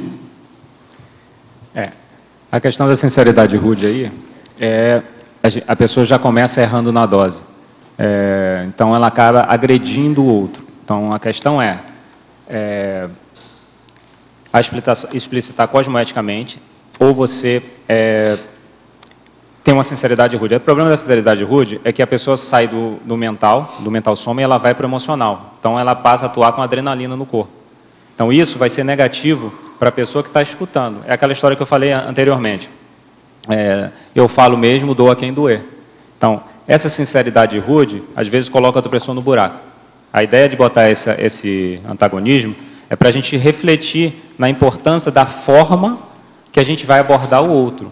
Então, a gente tem que pensar o seguinte: que palavra eu vou utilizar nessa abordagem? Que exemplo eu vou utilizar nessa abordagem? E tudo que passe a ser colocado com alguma gota de adrenalina seja retirada da colocação. Então, o que eu penso nesse antagonismo, a ideia era chamar atenção para esse aspecto. Qual a intencionalidade por trás disso, né? Alver Betógrafo, poderia aprofundar no final da página 10, propulsores, os itens 3 e 6, autocompreensibilidade e docência conscienciológica? A questão da autocompreensibilidade, se a pessoa está com algum nível de conflitividade íntima, ela não está compreendendo algum aspecto dela. Se ela está com algum nível de mal-estar, de dificuldade emocional, ela não está compreendendo ela o suficiente. Se a gente tem dificuldade de compreender a gente, imagine compreender a outra pessoa. Então, nesse caso, eu acho importante a gente investir muito na autocompreensibilidade. O que a gente precisa para superar determinado traço ou algo que está incomodando? É a consciencioterapia? É o consciencobaia? O que a gente precisa investir? Qual é o próximo passo que a gente tem que dar? O que eu acho importante aí, às vezes a pessoa fica se lamentando do que ela tem que superar, e ela joga todas as energias, eu tenho esse traço, como é que eu vou superar isso? E ela fica ruminando aquela condição. A ideia é, deixa isso de lado, já sabe que tem o traço, e vai pensar o seguinte, que ações práticas, ou que metas eu tenho, ou aonde eu quero chegar. E você vai investir nisso, sabendo que tem um traço ali que você tem que trabalhar. Porque esse processo de você buscar algo melhor, uma condição íntima melhor, na prática, isso vai atrair os amparadores, você quer melhorar. E aí você vai conseguir aumentar esse grau de compreensibilidade. O outro item, o item 6, o que eu penso é o seguinte, se a gente compreende que a gente está dentro de um processo evolutivo, se a gente compreende que a gente é uma mini peça dentro desse processo, qual a atuação que você escolhe para o seu dia a dia? Como que você quer exemplificar esse grau de compreensão? Então, sempre que a gente pode assumir condições de liderança cosmoética, é saudável. E aí eu botei esse item, a docência conscienciológica, com esse aspecto. Então, semana passada eu estava conversando com uma colega voluntária, e ela virava e falava que ela tinha facilidade para falar, ela tinha facilidade para... não tinha medo de ficar na frente da turma, que muita gente fica com esses travões, mas que ela não queria dar aula, que ela ia escrever. Aí eu falei, ok. Só que quando você vai ver o que é que ela escreveu, ela ainda não escreveu nada. Então é melhor que ela vá dar aula, porque isso vai estimular, os amparadores vão atuar ali para ajudar ela a escrever. Então a docência conscienciológica, ela pode ser utilizada para aumentar essa autocompreensibilidade, para aumentar a compreensibilidade em relação aos outros. Por quê? Porque as pessoas fazem perguntas, as pessoas demonstram ou mostram a condição que ela está de maturidade, ou que ela precisa melhorar. E a gente entendendo o outro e passando a olhar o outro, a gente aumenta o nosso grau de compreensão, a gente amadurece também. Professor Leonardo, em Fatologia, página 7, na última linha, pode, por favor, expandir a realidade mesológica do ambiente ou do planeta no qual se vive? Essa questão da mesologia aí é importante porque o planeta que a gente vive hoje, ele é bem atrasadinho, se a gente for pensar. Essa quantidade de maturidade que tem presente, não só em relação à atuação das pessoas, mas também em relação ao que acontece no planeta. Não acontece um tsunami de graça, que morre mais de 100 mil pessoas. Não acontecem os tornados que estão acontecendo lá nos Estados Unidos de graça. Então, tudo tem uma explicação. Essa realidade desse planeta e essas situações todas são para fazer as pessoas o quê? Amadurecer, parar para refletir. Então, como é que a gente amadurece e para refletir? Infelizmente, na condição que a maioria da população está, é através do sofrimento, através da dor, que aí a pessoa para refletir uma perda, refletir uma atuação que teve anticosmoética. Então, essa influência, tanto do meio quanto a condição do planeta, é importante para medir o grau de compreensão pessoal em relação a essas questões. Se você se incomoda muito com o que está acontecendo, ou se você sofre muito, tem uma dificuldade. Então, por exemplo, tem uma senhora que eu conheço que ela percebeu a questão que ia acontecer lá na boate, Kiss, lá em Santa Rita, um dia antes. Ela viu a cena toda, ela não tem um parapsiquismo bom, ela viu a cena toda. E ela ficou 2 dias chorando, porque ela não queria ver aquela cena. Então, qual o grau de compreensão para entender aquilo ali? Ela não captou aquilo de graça. Então, as condições negativas do planeta estão presentes. A gente pode se debater com elas, a gente pode se conflitar com elas, ou a gente pode usar essas situações para aprender a refletir de forma mais lúcida, colocando aí dentro o paradigma consciencial. Vai ampliar o olhar para essa questão, para as questões. Professor Leonardo, pelo que pude perceber, você é uma consciência masculina, tac-psíquica. Poderia nos dizer como superou o uso doentio da sua tac-pensenidade? Você já experimentou algum extrapolacionismo parapsíquico nessa intrafisicalidade? Desculpa, professor, eu não entendi um pedaço. Como superou? Você superou o uso doentio da sua tac-pensenidade. Quer dizer, você falar depressa, pensar demais, depressa, etc. Tal. Não, ainda não superei isso. Eu realmente penso demais, acho que isso às vezes atrapalha, por exemplo, ampliar o parapsiquismo. Às vezes o amparador está querendo falar contigo, e aí você está pensando demais, está dando um ocupado ali, está sinal de ocupado, então fica mais difícil. Então tem que acalmar, tem que procurar ficar mais presente para poder escutar o amparador. Em que condição? Para isso precisa ter aumentar a compreensão pessoal, de entender que a rapidez nem sempre é o meio mais rápido de chegar num local. Se você para e reflete, às vezes você tem uma atuação melhor, uma escolha mais lúcida, e aí você anda mais rápido até. É um processo sendo em construção, em desenvolvimento. Professor Leonardo, de que maneira posso blindar o quarto? Aí, primeira coisa, nem pensar, ficar pensando contra você ou contra outra pessoa dentro do quarto. Isso é fundamental. Então, vai entrar naquele ambiente ali, você só vai pensar coisas positivas. Evitar discussões dentro do quarto. Evitar conflitos dentro do quarto. E outra coisa, trabalha as energias, faz o EV, vai nas paredes todas, se for necessário, exterioriza energia para as paredes, para a porta, para a janela, e é isso. Trabalhar a energia e encher o quarto com as melhores energias. Alver Bertolo, sou farmacêutico e acupunturista como você. Já tenho 2 pós-graduações e agora pretendo estudar medicina. Como sentiu a necessidade de fazer outra graduação e como foi o processo? Minha primeira formação, eu sou farmacêutico, a primeira formação, sou farmacêutico industrial, trabalhava com produção de medicamento. E trabalhava dentro do meio militar, né? E chegou um ponto que eu não gosto, pegava o livro para estudar de farmácia e falei assim, por que eu fiz isso? Isso não serve para mim. E comecei a refletir o que eu queria fazer, surgiu a acupuntura, e eu decidi mudar, abandonar a farmácia, não trabalho mais farmácia hoje, e decidi migrar para a acupuntura. Isso realmente me ajudou muito. Até eu sair de um meio mais bélico, que dentro do meu traço era importante eu sair, e passei a atuar atendendo diretamente as pessoas. Isso ajuda você a refletir mais, isso ajuda você a pensar mais. Você tem que ter uma atuação com a pessoa que está ali na frente. Então, essa mudança, eu acho que foi importante. Eu fico pensando o seguinte, no seu caso, você já tem 2 formações, eu não sei que idade você tem, mas qual é o interesse de ampliar isso para a medicina? Vai te ajudar em quê? Em que área que você quer trabalhar com a medicina? Você tem a acupuntura aí, a acupuntura ela pode atuar de N formas. Você pode ajudar as pessoas bastante. A não ser que você tenha um interesse específico na área da medicina, às vezes é melhor parar para pensar em investir dentro do seu processo evolutivo. O que é que você está fazendo em relação a isso? Porque a questão, uma coisa que eu uso para mim vamos supor que daqui a 1 ano você vai morrer, tem a técnica até de mais 1 ano de vida. Você vai estar satisfeito morrendo fazendo uma medicina ou você gostaria de estar fazendo outra coisa ou atingido determinada condição? O que é mais importante? Aí só você pode decidir o que é melhor, tá certo? Não estou dizendo para você não fazer ou fazer, mas a ideia é refletir qual o benefício em relação ao processo evolutivo. Às vezes você já está com a faca e o queijo na mão e pode dar atenção a aspectos mais importantes aí. Vale a pena refletir. Um aspecto sério aí que não falou a idade dele, isso aí é importante. Não é isso? Dependendo da idade, vamos dizer, tem 40 anos, vai começar a medicina. Vale a pena? É o melhor? É uma reflexão aí que a pessoa tem que fazer. Leonardo. Estou aqui atrás, também aqui, a mesma pergunta, para fazer uma reflexão aí, também eu pedi a participação do professor Valdo.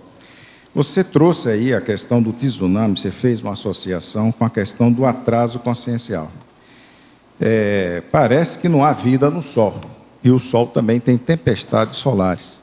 Será que isso é só atrelado à questão de atraso consciencial, ou isso é uma parte do próprio dinamismo cósmico?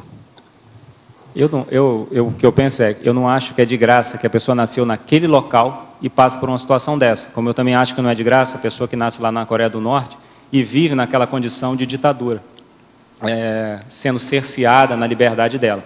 Então, se nasceu naquela condição e se passou por determinada experiência, existe algum contexto aí extrafísico, multidimensional, multiexistencial, que vai explicar aquela situação que ela passou naquele momento, que ela se colocou, a pessoa se colocou naquela condição. Estou dizendo como eu penso. Então, eu acho que tem um aprendizado para ela aí. Não acho que é uma punição, mas acho que é um aprendizado. Eu não gostaria de ter passado lá pelo tsunami. Eu preferia nascer aqui no Brasil, é melhor. Porque existe a própria destruição do planeta, né? E a gente sabe que tem planeta surgindo e desaparecendo aí com os buracos negros. Eu acho que a gente tem que também tomar algum determinado cuidado. A gente sabe perfeitamente que o tsunami serve até para tirar energias impregnadas em determinados ambientes e tal, e ajuda bastante. Agora, a gente pelo menos ter uma avaliação um pouco até mais ampla sobre isso, né? Porque na hora que a gente observa a questão dessas tempestades solares, ou mesmo o próprio dinamismo da energia, né, do cosmos, a gente não pode ficar só restrito a isso, né? O processo energético ele é dinâmico demais. Então, nós tivemos aqui a destruição, quer dizer, teoricamente, como hipótese, dos dinossauros, do impacto aqui no próprio planeta, certo? Então, existe tudo isso. Então, qual é esse problema, então, do relacionamento que existia nos dinossauros para merecer aquilo? Mas também, dentro de um processo evolutivo, não cabia mais, quer dizer, seria um momento diferente. Então, talvez a melhor forma fosse essa. Mas a gente precisa de ampliar um pouco. Eu concordo, eu acho que por trás disso tudo, por mais que a gente não, pelo menos que o grau de profundidade nessa análise, o que eu acho que é importante é que por trás disso tudo existe um processo evolutivo, que a pessoa pode associar em relação às sincronicidades, se for estudar como é que era o ambiente antes, como é que era o ambiente depois. Eu concordo com você nessa questão que existe um processo evolutivo por trás, por mais que a gente não consiga captar, às vezes, a essência que tem por trás disso. Eu também acho que o planeta daqui a um tempo ele vai acabar, mas a gente ainda, até lá a gente espera virar serenão, né? Para ver se a gente sai dessa condição. Tá certo isso. Leonardo, aqui na autopesquisologia, voltando um pouquinho, lá no item 14, heteroassistência, você compreende o quão assistencial é se deixar ser assistido. Você tem alguma casuística da linha tênue entre ser assistido e autovitimização? Ah, sim. Não, o problema da autovitimização é que a pessoa escolhe estar numa condição de assistido. Então, ela está, na verdade, às vezes ela usa esse traço de vitimização, isso é uma sua situação, não estou dizendo que todas as situações são essas, para retirar a energia do outro. Às vezes ela faz isso inconscientemente. Ela se lamenta, ela chora para ganhar aquele carinho, e isso mantém ela naquela condição. Então, aí precisa a pessoa, que eu botei lá na tabela, se a pessoa é paternalista com uma situação dessa, ou ela vai fazer a tarefa do esclarecimento. Essa pessoa não vai gostar da tarefa do esclarecimento naquele momento. Então, para essa pessoa que está se vitimizando, ela quer ser assistida o tempo todo.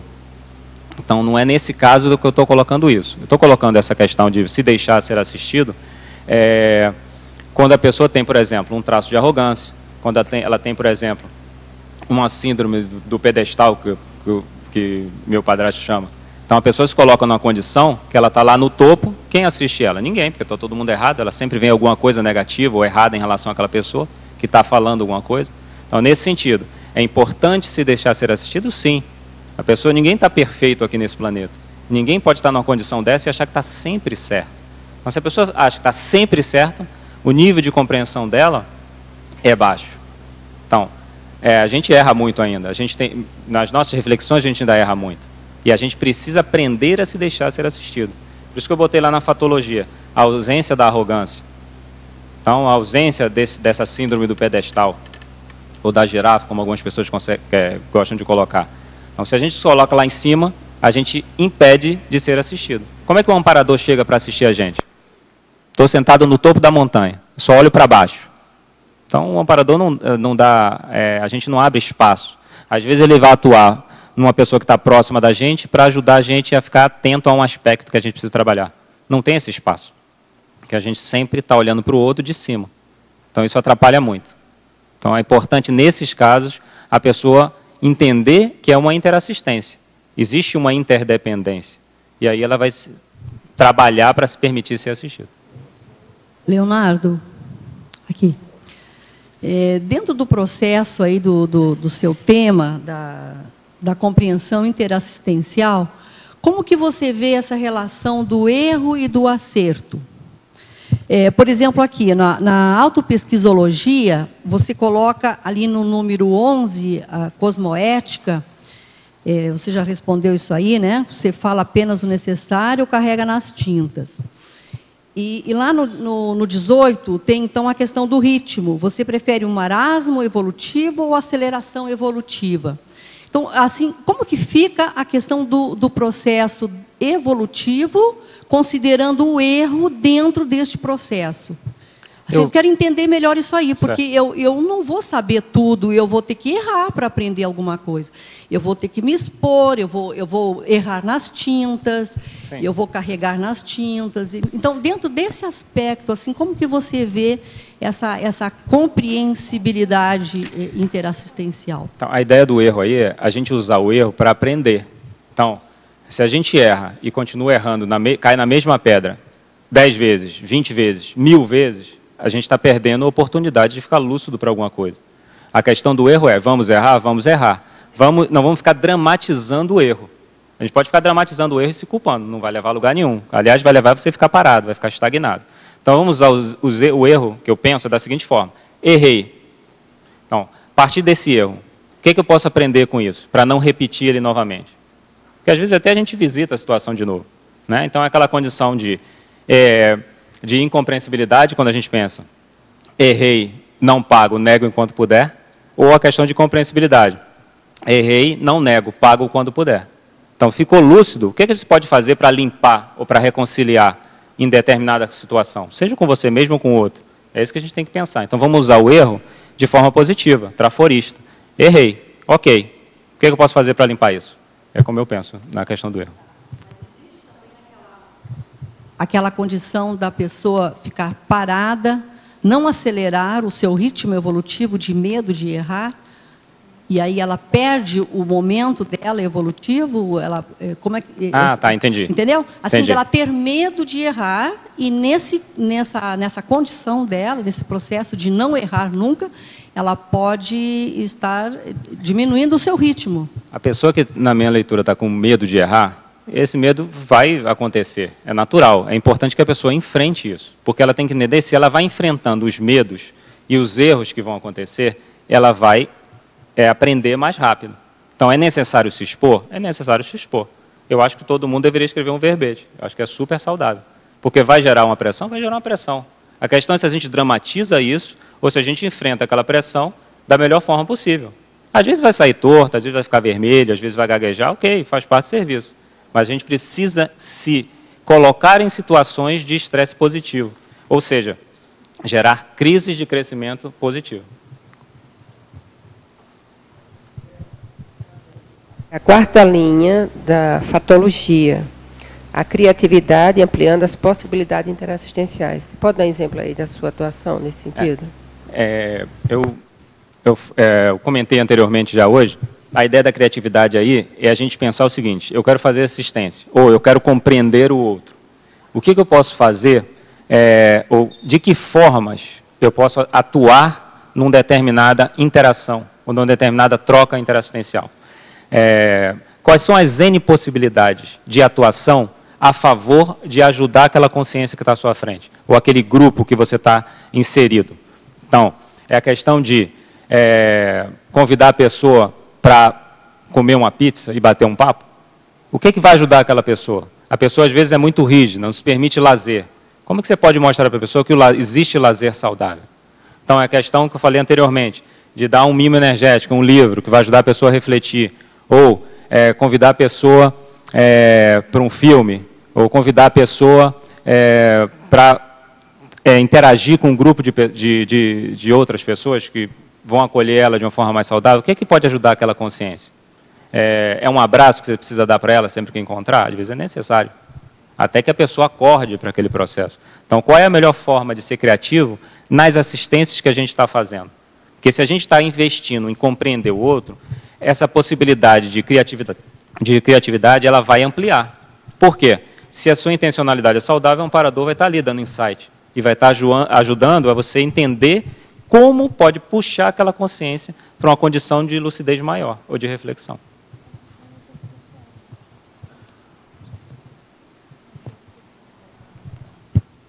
Você aqui no B. Escuta, você falou muito da questão da compreensão. Eu gostaria de saber se você tem alguma técnica, o que você faz para compreender o outro sem se acompliciar. Eu bati muita cabeça nesse processo. E eu vivenciei várias situações que eu ficava indignado, às vezes, com as coisas. E ficava, às vezes, ruminando. Tanto que eu botei na tabela, na página 11, aproveitar e falar da tabela aqui. Eu botei lá, no item 4, que eu acho que é um item importante, ruminação patopensênica. Então, se a gente aconteceu uma situação, você ficou indignado com alguma coisa, e você ficar ruminando aquilo, você não compreendeu nada. Você não está nem se compreendendo. Então, esse talvez seja um dos itens mais sérios aqui da tabela, porque se você está ruminando, você está com autoassédio, você está gerando um heterassédio no outro. Estou falando dos itens na tabela. existe patopensenidade, o emocionalismo predomina sobre a racionalidade, existe algum grau de casca-grossismo? Existe. Se você estiver percebendo a repercussão energética que está gerando em você e no outro, você vai parar com isso. O que eu vejo nessa questão da compreensão é parar e refletir. Não tem muita saída. E talvez uma coisa que possa ajudar muito é a gente ter metas evolutivas. Por quê? Porque isso vai botar a gente numa condição de conseguir uma assistência. Porque o amparador está interessado que você supere um traço, que você conquiste uma condição melhor. Por quê? Porque você vai assistir mais gente, porque ele vai conseguir também limpar o lado dele. Então, se a pessoa vai escrever um livro sobre um tema que está incomodando ela, ou que ela tem dificuldade, isso vai gerar quantas reflexões, quantas consciências extrafísicas vão ser assistidas nesse processo. Então, em vez de a gente ficar ruminando, ou a gente ficar perdendo tempo, vamos investir em o que eu posso fazer de útil para gerar reflexão nas demais pessoas. E aí vamos atuar nisso, seja o que for o trabalho assistencial que surge. Leonardo, na caracterologia você botou 20 personalidades mal compreendidas ao longo do tempo. Como é que a gente ajuda a sogra? Convida ela para jantar. Faz um jantar ótimo, compra um presente para ela e faz o melhor o que é possível. Às vezes vai ter uma interação difícil em algumas situações, às vezes vai. Mas se tem alguma coisa mal parada, ou se a afinidade não está boa, vamos investir para que na próxima vida ela esteja um pouco melhor, se não for possível nessa.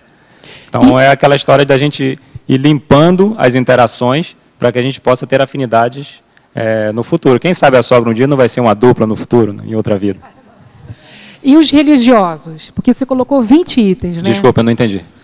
Os religiosos, como é que a gente pode ajudar os religiosos? Eu estava esperando essa pergunta, eu falei assim, essa pergunta não vai faltar. A questão do religioso aí realmente parece, mas como vai compreender a questão religiosa? A questão que eu vejo aí, eu botei, parece que é um contrassenso, mas o religioso em si, ele é um ilusionista evolutivo, vamos dizer assim. Então ele vem de um processo de uma falsa evolução.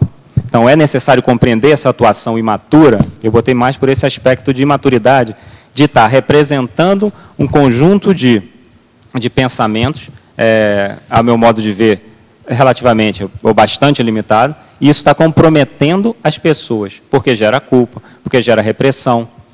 Então a ideia é compreender o limite do outro, o limite do religioso que está nessa condição. E a gente tem que parar para pensar o seguinte, muita gente aqui já foi religiosa, era o melhor naquela época às vezes. Então, se você entendeu que você já teve uma vida anterior como padre ou como sacerdote, o que seja, você tem que limpar esse processo. Você não vai se compreender o seu erro, o seu processo de amadurecimento evolutivo? Então, foi nesse aspecto que eu coloquei. Então, erramos, ou o religioso errou? Sim, mas ele precisa ser compreendido nesses erros, nessa dificuldade de atuar cosmoeticamente? Ok, verdade. Não podemos esquecer que existem muitos religiosos, bem ou mal, bem intencionados, mas com nível de compreensão evolutiva baixo, porque está repercutindo, ou está ensinando formas de atuar mais imaturas, que vai gerar problema para a pessoa no futuro, que a pessoa vai ter que dar conta. É a economia de males, o caso. Leonardo, aqui no item 10, da página 10, o estigma da madrasta, porque os livros infantis pintam a madrasta a pior pessoa que tem no planeta, né? As histórias antigas aí. Diz que a madrasta moderna é melhorzinha, né? Como que você trabalha se de repente você tem alguma criança? Eu sei que tem um verbete, não me lembro quem é que assiste, Nina Rosa, que fez sobre a madrasta. Aí no seu trabalho, normalmente diz que a criança, quando a mãe dessoma, ela entra num processo com muita dificuldade de entendimento, aí a madrasta pinta como, diz que o problema da madrasta, ela queria substituir a mãe, como se fosse a mãe. O que você poderia, no seu trabalho aí, a respeito disso? Essa questão da parte das histórias infantis, né, a Branca de Neve, que era uma madrasta má, né, é uma condição social que realmente não ajuda muito. Tem várias histórias que não ajudam muito, né? Então, tirei o pau no gato, né, vai contra a questão de zoofilia, então não gera uma reflexão saudável. A gente não para pensar nas repercussões das historinhas que ficam ali no subconsciente, ou a informação subliminar por trás disso. O que eu vejo aí, se você tem uma madrasta, pouco importa. A questão é, existe uma relação grupo-kármica. E se existe algum incômodo ou uma inter-relação que exige mais da pessoa, invista o máximo que pode. Que exige mais no sentido assim, existe uma desafinidade ou existe um encontro de pensamentos ou de emoções que não são positivas. Acho que essa é que você tem que investir mais. Porque se a gente está interagindo com a pessoa, a gente tem afinidade com ela, é muito fácil. O que exige mais da gente é exatamente as pessoas que a gente tem dificuldade em lidar. Essas vão contribuir mais para a nossa evolução, no sentido dos incômodos que elas geram. Então a gente pode brigar com o processo e continuar vendo a madrasta, ou a gente pode atuar de forma aumentando, ampliando a compreensão e passar a ver boadrastas, que aí pode ajudar mais isso. Né? Às vezes as pessoas, dentro de um processo evolutivo, independente do nome ou da posição que ela está atuando dentro daquele grupo karma. Ok, obrigado. Meus parabéns pelo seu verbete, viu? Obrigado.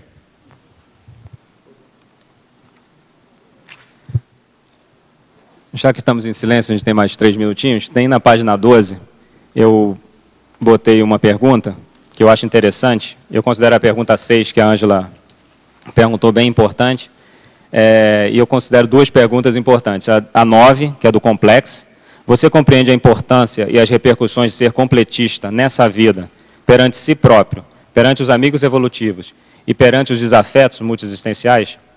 Então, se a gente compreende isso, a ideia é a gente investir ao máximo, e investir ao máximo é resultados práticos, teáticos, para ajudar ou marcar aquela vida sendo completista, porque isso vai ajudar um grande número de consciências. A gente vai puxar mais. É a questão lá que o professor Valdo coloca ali no memorando da pré-intermissiologia. Como é que a gente vai atuar nisso depois? Então, está fazendo o melhor que pode? Esse melhor que pode aqui vai impactar essa pré-intermissiologia.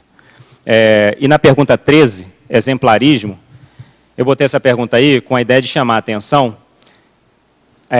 Muitas pessoas falam, eu atuo assistencialmente. Ok.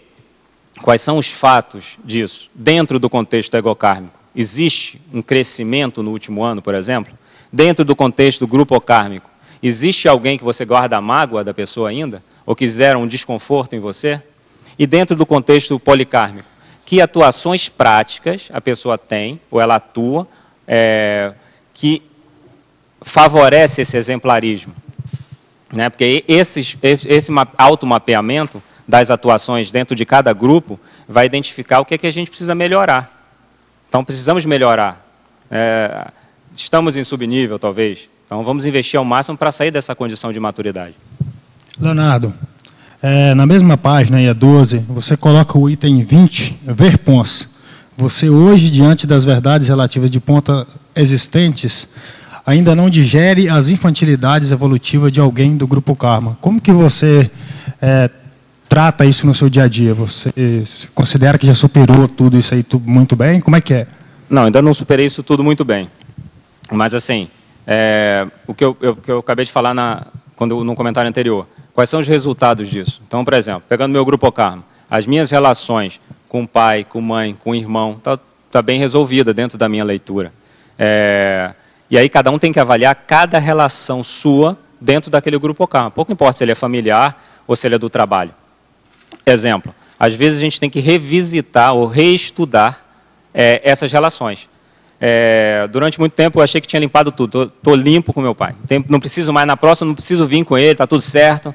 E, na verdade, se existe um incômodo ainda em vir na próxima, não limpou tudo. Então, hoje em dia, eu investi bem nessa relação e eu posso dizer o seguinte, independente do processo, eu poderia vir na outra vida com ele. Aí sim você começa a mapear que não existe mais incômodo. E quando existe incômodo, seja ele qual for, de não estar atuando próximo à consciência, seja ela também qual for, existe um nível de compreensão limitado, baixo, anacrônico até determinado ponto. Ok, obrigado, parabéns. Escuta, nós queremos de você pelo menos uns 100 verbetes. Que você se comunica bem, explica tudo, afunda os processos. Olha o tanto de pergunta que fizeram para você. Você pensa bem, sua responsabilidade é grande, você tem que entrar mais nisso. Você figurinha fácil que o senhor falou. Tem que dar um jeito, tem que atender a turma aí. Tá certo? Eu conto com vocês aí para apertar o pé dele. Tá certo? Nossos comerciais, por favor. Obrigado. Hoje tivemos 72 assinaturas no livro de presença, 25 perguntas presenciais e 29 online. Os recados são da Thelma sobre curso avançado em saúde consciencial, o Moacir sobre experimento projetivo, a Patrícia sobre CPC, a Neida sobre o campo parapsíquico, o Amin sobre escola do parapsiquismo. E agora com vocês a Eliana com o programa Amigos. Boa tarde. O CAEC, o Programa Amigos Enciclopédia, dá as boas-vindas a todos os visitantes da Cognópolis Foz neste feriado e principalmente os voluntários do IPC, que a gente sabe que estão vindo, né, já estão chegando aqui, a gente vê esse tertuliário já repleto deles para o Encontro Internacional de Voluntários do IPC, que inicia amanhã. Então, sejam muito bem-vindos. Neste domingo também, o Programa Amigos vai fazer o sorteio mensal de livros e cursos, né, a todos os associados que estão em dia com o programa. E amanhã, a surpresa é que inicia uma mega promoção do programa para todos aqueles que aderirem, né, ao programa, se tornarem sócios ou renovarem a sua assinatura. Aguardem até amanhã. Obrigada. Boa tarde a todos. A OIC, Organização Internacional de Consciencioterapia, convida a todos a participarem do curso avançado em saúde consciencial, que vai acontecer aqui em Foz do Iguaçu a partir do dia 15 de junho. São 12 módulos, um final de semana por mês, com professores consciencioterapeutas, abordando os seguintes temas: bases da consciencioterapia e autoconsciencioterapia, parasemiologia, a saúde aplicada aos vários veículos de manifestação, saúde grupo kármica, saúde multidimensional, fundamentos da paraterapêutica e da paraprofilaxia. Então, todos aqueles que se sentem afinizados com o Holopensene da saúde estão convidados a fazer esse aprofundamento nesse curso que tem como objetivo a pessoa vivenciar todas as etapas da autoconsciencioterapia e também se tornar terapeuta de si mesmo.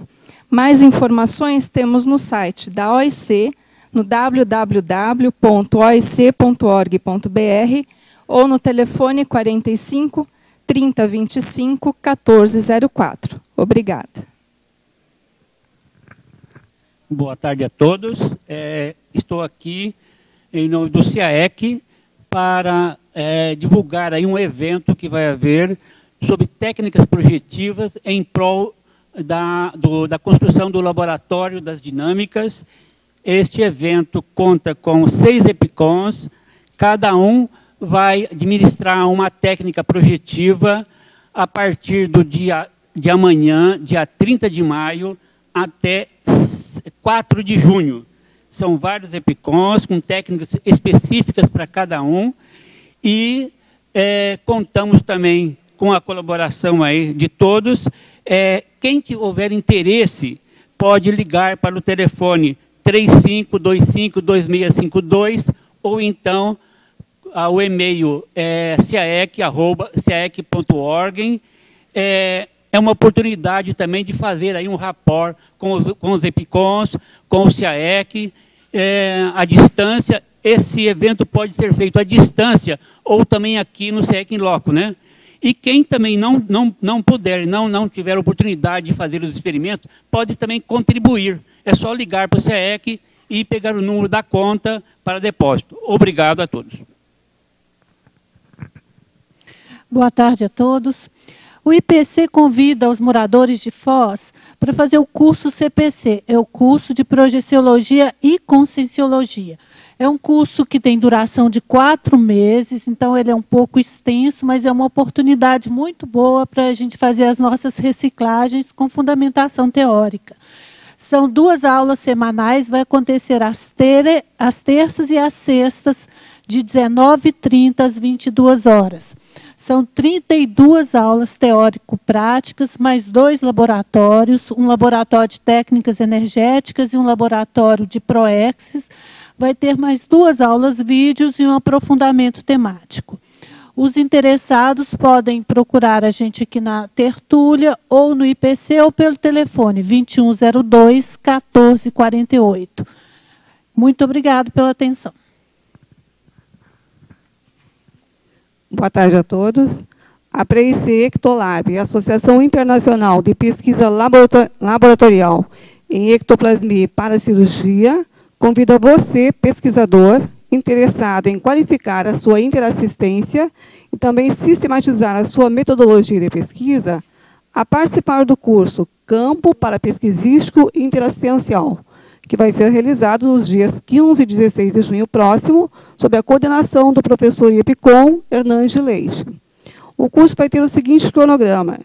Dia 15 pela manhã, haverá um campo bioenergético aqui no Salão das Dinâmicas do CAEC, para a prática de acoplamentos interassistenciais e também registro das parapercepções. Dia 15 à tarde, 16 pela manhã, no discernimento na sala lazer, haverá o levantamento de dados sob a orientação do professor Hernandes Leite. As pessoas, os participantes, terão a oportunidade de fazer o levantamento técnico das suas parapercepções e serão orientados quanto a algumas técnicas. Por exemplo, objetivação de dados, intersubjetivação, evidenciação e para-evidenciação. Também será feito o levantamento a fundamentação e levantamento de hipótese. E à tarde, no dia 16, vai ser realizado um estudo de caso. Para este evento, são oferecidas apenas 40 vagas. Então, para os interessados em qualificar a sua metodologia pesquisística, busque informações junto à recepção do CAEC ou ainda pelo telefone 35 25 26 52, lembrando que restam poucas vagas e a renda será destinada ao lançamento da IC Ectolab. Participem, estão todos convidados. Boa tarde a todos. O nosso convite é para a Escola de Parapsiquismo. Nós vamos ter uma turma iniciando agora em julho, no dia 15 de julho. Essa modalidade da escola tem a duração de 1 ano. Durante 1 ano ocorrem 5 módulos, cada módulo tem duração de 5 dias, e a metodologia usada é o desenvolvimento de competências. Então, em cada módulo, nós vamos trabalhar várias competências parapsíquicas. Então, quem tiver interesse, é só procurar a recepção do CAEC, o telefone 3525-2652. Obrigado. Para amanhã teremos o verbete Posicionamento Docente Conscienciológico. A especialidade é Reeducaciologia, de autoria da professora Selma Prata. Obrigado pela sua presença e até amanhã.